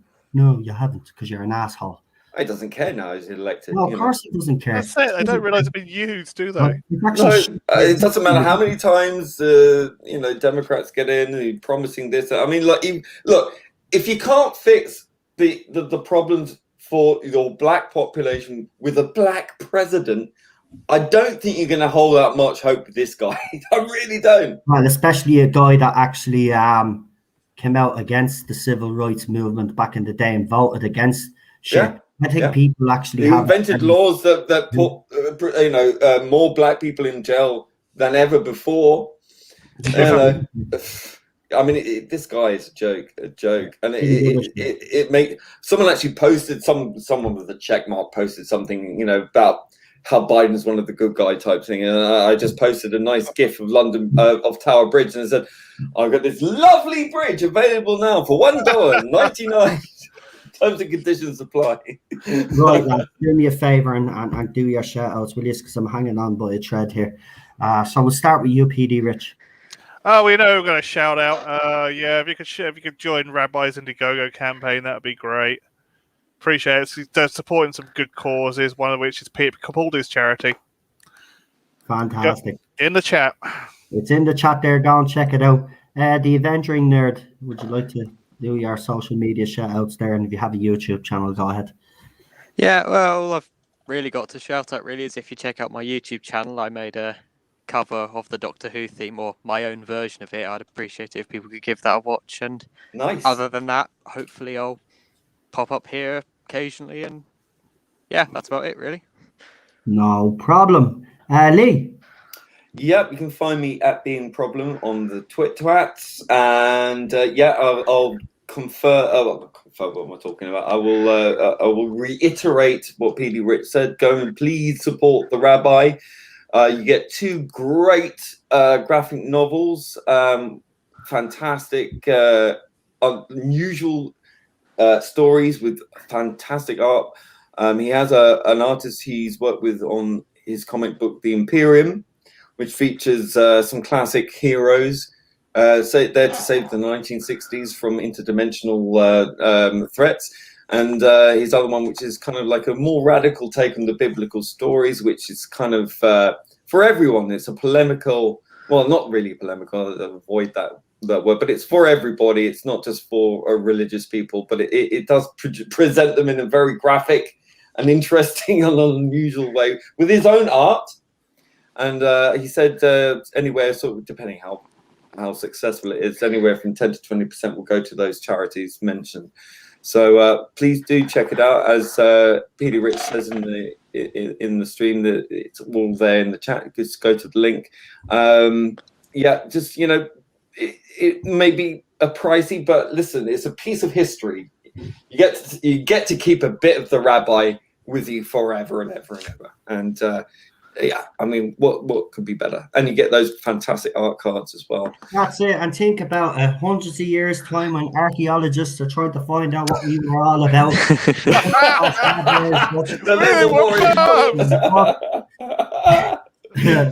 These people were awesome. Oh, brilliant. Wow, these people were perverted. This is a religious guy. What the fuck? How do I sign up? Exactly. Oh, yeah. Love going last. Now, what Lee and PD Rich said about Rabbi, and also support everybody on the panel, and also don't forget about Daniel and Charlotte. Yes. I'm going to chat. Yep. Well, there we go. Got it. It's so organized. Love it. I know. And if anyone out there is looking for a wrench almost as good as Chris Persia, PD Rich is your man. Yeah. He's so organized. Tell Dan Hadley that. Dan Hadley, if you're listening, hire this man. Yeah, I try and do British ones though for the simple reason it's all time zones. Well, that listen, I've fallen foul of the Americans because being a modrotic for nerdrotic is kind of challenging at the best of times with the time zones. But hey, I'm there to represent. Yeah, there is that. Yeah. Right, well, just to let you know, because I'm at the being sent something by Marie. There's after being filming Doctor Who in Port Kerry Park or whatever the feck in Wales. She was seen running across a field. Minefield? Looking back. Foley. And in the video, there's actually some fella walking his fucking dog in the background. It's absolutely hilarious. So yeah, apparently they're filming in what's it called? Porth Kerry Park with a drone in hot pursuit. Ooh. I'm sure all you people on furlough will understand this. Let's see the pictures. Let's see if it's river. Wouldn't be fucking surprised at this stage. Right, well, it doesn't look like Jodie Whittaker is there, so. There she is. What does she look like? Let's see. What the fuck is that? Share it. She seems to be wearing some old clothes, like a bit like the Santaran get-up. Who is it? It doesn't say who the actress is. Can you show it? No, because it's copyrighted material. It's unfortunately, yeah. And you know what they're like. They're just waiting on any excuse to take me down. So, nah, I'm not going to risk sharing it. I will. It's Cult Box is the article. I will actually share it on Twitter if you want to go and check it out yourselves. Actually, I'll share it in Messenger to some of you now. No, hold on now. That. What? Where did that look up? What? That's not what. Sorry, hold on. Just my phone's acting ridiculous.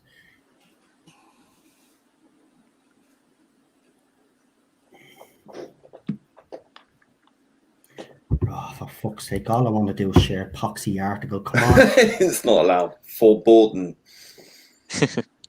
Yeah. Come on. It's not that fucking hard, you assholes. And I will reiterate to people, if you're looking for some decent stand-up, please check out Will Franken's comedy skit on Greta Thunberg.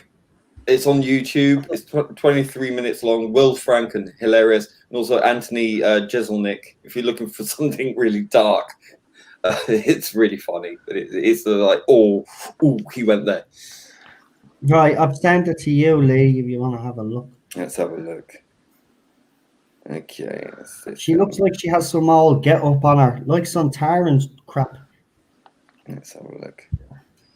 No, I don't want to do that. Thank you. So, female Santaran. Right. Well, anyway, I'm gonna leave it at that anyway because I'm literally, seriously, man, I'm not even gonna be able to take these clothes off. They're soaked on me. It's that bad. But I really need to go now before. Oh, by the way, just to let you know, so Gina Carano, they're talking about replacing her. And of course, Mr. Tardis, the lefty twat, said, I'd laugh so hard that my house would shake if they cast Brie Larson. Of course you'd want... No, the house would shake with him just running up the stairs. Brie Larson, because all the agenda, you moron. And by the way, I just want to point out as well, what is your problem with Rabbi? Right? He threw up a post the other day. What is your problem with Rabbi? What's your problem with Baldstrick? And what's your problem with me? If you're not man enough, right, because you're a little pussy, you block people. If you're not man enough to come and have a conversation with us, I suggest you shut your mouth. Well, you know, according to him, I'm probably a homophobe. According to him, Rabbi's probably an anti-Semite. And, you know, I mean, the guy that doesn't know when to stop. I'm a white supremacist. We're all probably fascist. Yeah, Oh, well, yeah. it's a very black and white world for PD him. Rich, And you're he, sexist. listen, he has Yeah, to yeah. live with I've got to go off himself. and read Mein Kampf in a minute. So Yeah, well, he has to live with himself, and that for me will be like purgatory. So go for it, knock yourself out. No one The thing listens. about it is he blocks people that he talks about. He hasn't even got the balls that if he talks. Because he's a fucking inveterate coward. That is why. He's a piece of shit inveterate coward, and he has to live with being an obnoxious cunt. Brie Larson. They're not going to cast Brie Larson anyway, you fucking moron. she's pretty much burning bridges in Hollywood, hasn't she? Well, she's burned bridges with practically everything that's moved. Audience, yeah. Everything that's moved, she's burned. Right. She's like a Martian in War of the Worlds. She just death rays everything. Right, we're going to leave it at that, folks. So listen, thank you all for the nice well wishes. I really do appreciate that. All I'll just say to you is that for anybody out there that does doubt that this is a real thing, I'll just say to you out straight, listen, this is at the knock on me for 6. This is the worst thing I've ever felt, right? So I'll just say to you all out there, just be careful, please, will you? Because, it's not nice. And trust me, you wouldn't like it.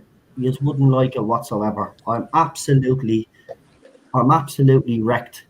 It's like as if I've went 15 rounds twice over with Mike Tyson.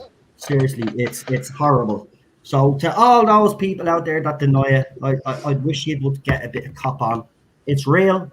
Just because it hasn't affected you personally doesn't mean that it's not real. It is real. Well, I think we've known, enough people have been affected by this personally. I've seen people that I know. That's right, sure. You didn't have the chat whose parents got it. Do you remember? The whole family got it.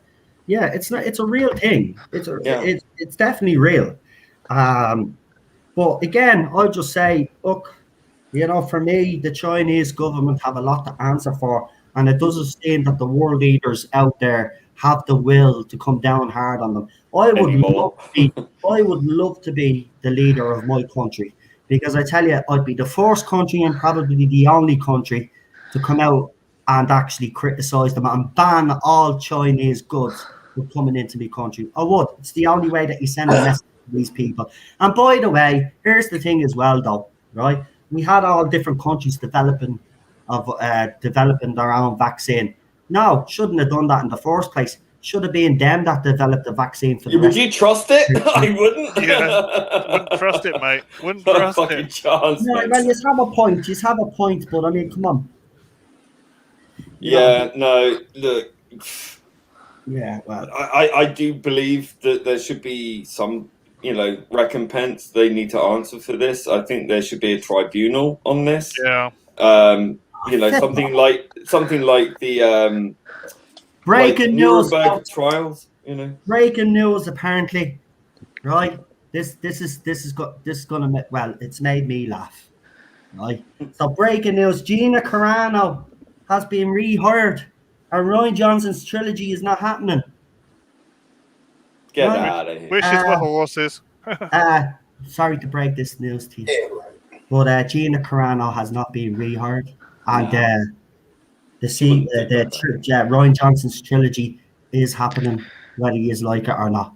Okay, the bottom line is this. All right, the Phantom Menace are supposed to be non-political, right? They're backing a woman who has political beliefs, and as I said at the very start, what happened to us all saying that actors, actresses, producers, directors shouldn't be using the Star Wars platform or any other platform, for that matter, to speak their political nonsense. The biggest mistake that Disney did make was not firing the rest of them, but they were justified in the firing of Gina Carano. Unfortunately, they didn't fire all the other gobshites over the years that they should have as well. At the end of the day, we have said, keep your politics to yourself. You are paid to act. And if you continuously poke a bear with a stick and you end up losing your job, I've no sympathy for you. Simple as that. And that's where I stand on it. I'm not cancelling me Disney Plus because it's absolutely ridiculous. By the way, Disney is actually adding a UK part to their thing, so they're actually expanding. There's nothing going to stop Disney. Disney is a giant, right? Even this pandemic hasn't stopped them when everybody was coming out with the rhetoric that Disney was in trouble. Disney is not in trouble because they have too many fingers in too many pies. Okay, they have stakes in different streaming services out there. They own Touchstone Pictures. They actually own the Alien franchise, by the way, just to let you know. But they Yeah, I know that one. They own 80%. They own 80% of Hulu, right? They own 80% of Hulu. So is everybody going to give up their Hulu as well? Are they? No, they're all hypocrites, man. And guarantee you, here's the thing, right? Here's the thing. And the people don't like me for saying this, but I'm going to call it up because it is all bullshit. Here's the thing. As I said, since she's been fired, a lot of people out there have used her firing for clicks. But not only that, they've actually came out of this nicely financially because they're exploiting the fact that Gina Carano was fired. I think the fandom menace and I think YouTubers out there have actually forgotten why we came onto this platform in the first place, was to stop this type of thing from happening. Now, I get it, right? She supports her political beliefs, but she's still wrong. She should keep them to herself. And they should have fired every other person, including Pedro Pascal, including your one from the High Republic, and every other gobshite over the years that said that political. That was Disney's biggest downfall, right? That's what they should have done, but they didn't. And of course, you're going to have them all now bitching and moaning for the next 6 months about this. I mean, how long ago was she fired? And they're still talking about it. Get over it. She's fired.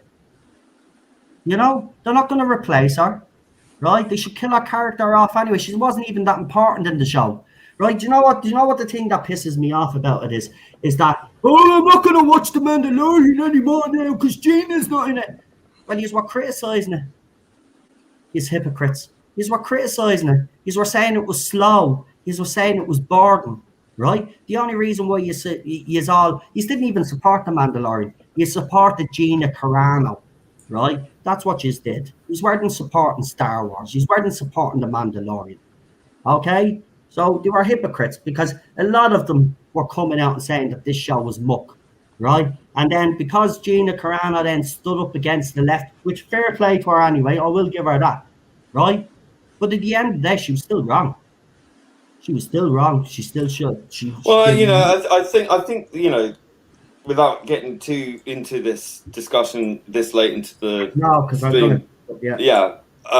mean, I disagree. But I don't disagree fundamentally with what you're saying. I agree to a point with some of the things you're saying, especially the things about Disney, because Disney is like this omnipotent fucking thing, which has, as you said, many fingers in different pies.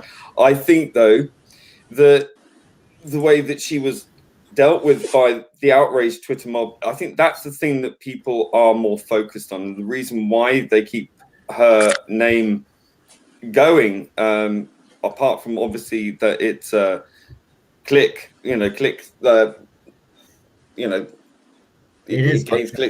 it's more of the fact that this is kind of like the last straw that broke the camel's back. No, I get it. I get that. It is the last straw. But at the end of the day, I think YouTube. Because she represents a lot of people who felt that finally there was someone in Hollywood who spoke for them, who engaged with them. Right. She shouldn't have been even doing that in the first place. Well, but she wasn't overt. I mean, that's the thing. I think, I understand that, she may have poked the bear. I agree with that. I do. But the demonization aspect started before any of that, really. And I didn't think it'd take really a lot for her to get cancelled. And I think that, as you rightly said, if they're going to do that kind of thing, and I think this should be something seriously considered by people in Hollywood, that if you're, rather than having to go through this nonsense again, put it in their fucking contract that they must keep their political or personal beliefs to themselves whilst you're representing that company. Yeah. Because anyone else working for any other company will be expected to do the same thing. Because we know If you've got anything political or anything raunchy or salty on your Twitter profile and you go to a job interview, they're going to check your Twitter feed. And if there's anything on there they disagree with, you won't get hired. So we know that happens, whether rightly or wrongly. I know. But if they put it in the contracts for these people, then this will all be avoided. Full stop. And if you are going to fire Gina Carano, then yes, you should fire Pedro Pascal. Exactly. You should fire everyone else. Yeah. Exactly. Make sure That's the hypocrisy. This is a conversation for another day anyway on the Irish Geek. But I just thought I'd give me 2 cents before. Yeah, that's your point of I view, know and I people won't respect that. agree with me, but that's fair enough. You know, that's why we're individual and stuff. Exactly. And we're not going to cancel each other if. Yeah, exactly. Well, you can try. People have been. Well, COVID's doing that for you. Right, we're gonna go. Thank you for joining us. Thanks to all the mods in the chat. Thank you for everybody that took part and left some great questions for the panel. And I want to thank Cheryl as well for taking over while I was doing what I had to do. Right, I'm gonna leave it at that. I'm gonna give you the old trailer now. So we shall talk to you hopefully, if I'm up to it, tomorrow. I'll try let you know early enough. But otherwise it'll be the Lee and Cheryl show. I tried to leave it for the last minute because, you know, I could be feeling fine an hour beforehand, but then like literally 5 minutes before, I could be in bits. That's how bad it is. So yeah. Right, gonna go. Here we go. Here's the trailers. Good night, folks. Have a good one. Enjoy the rest of your week.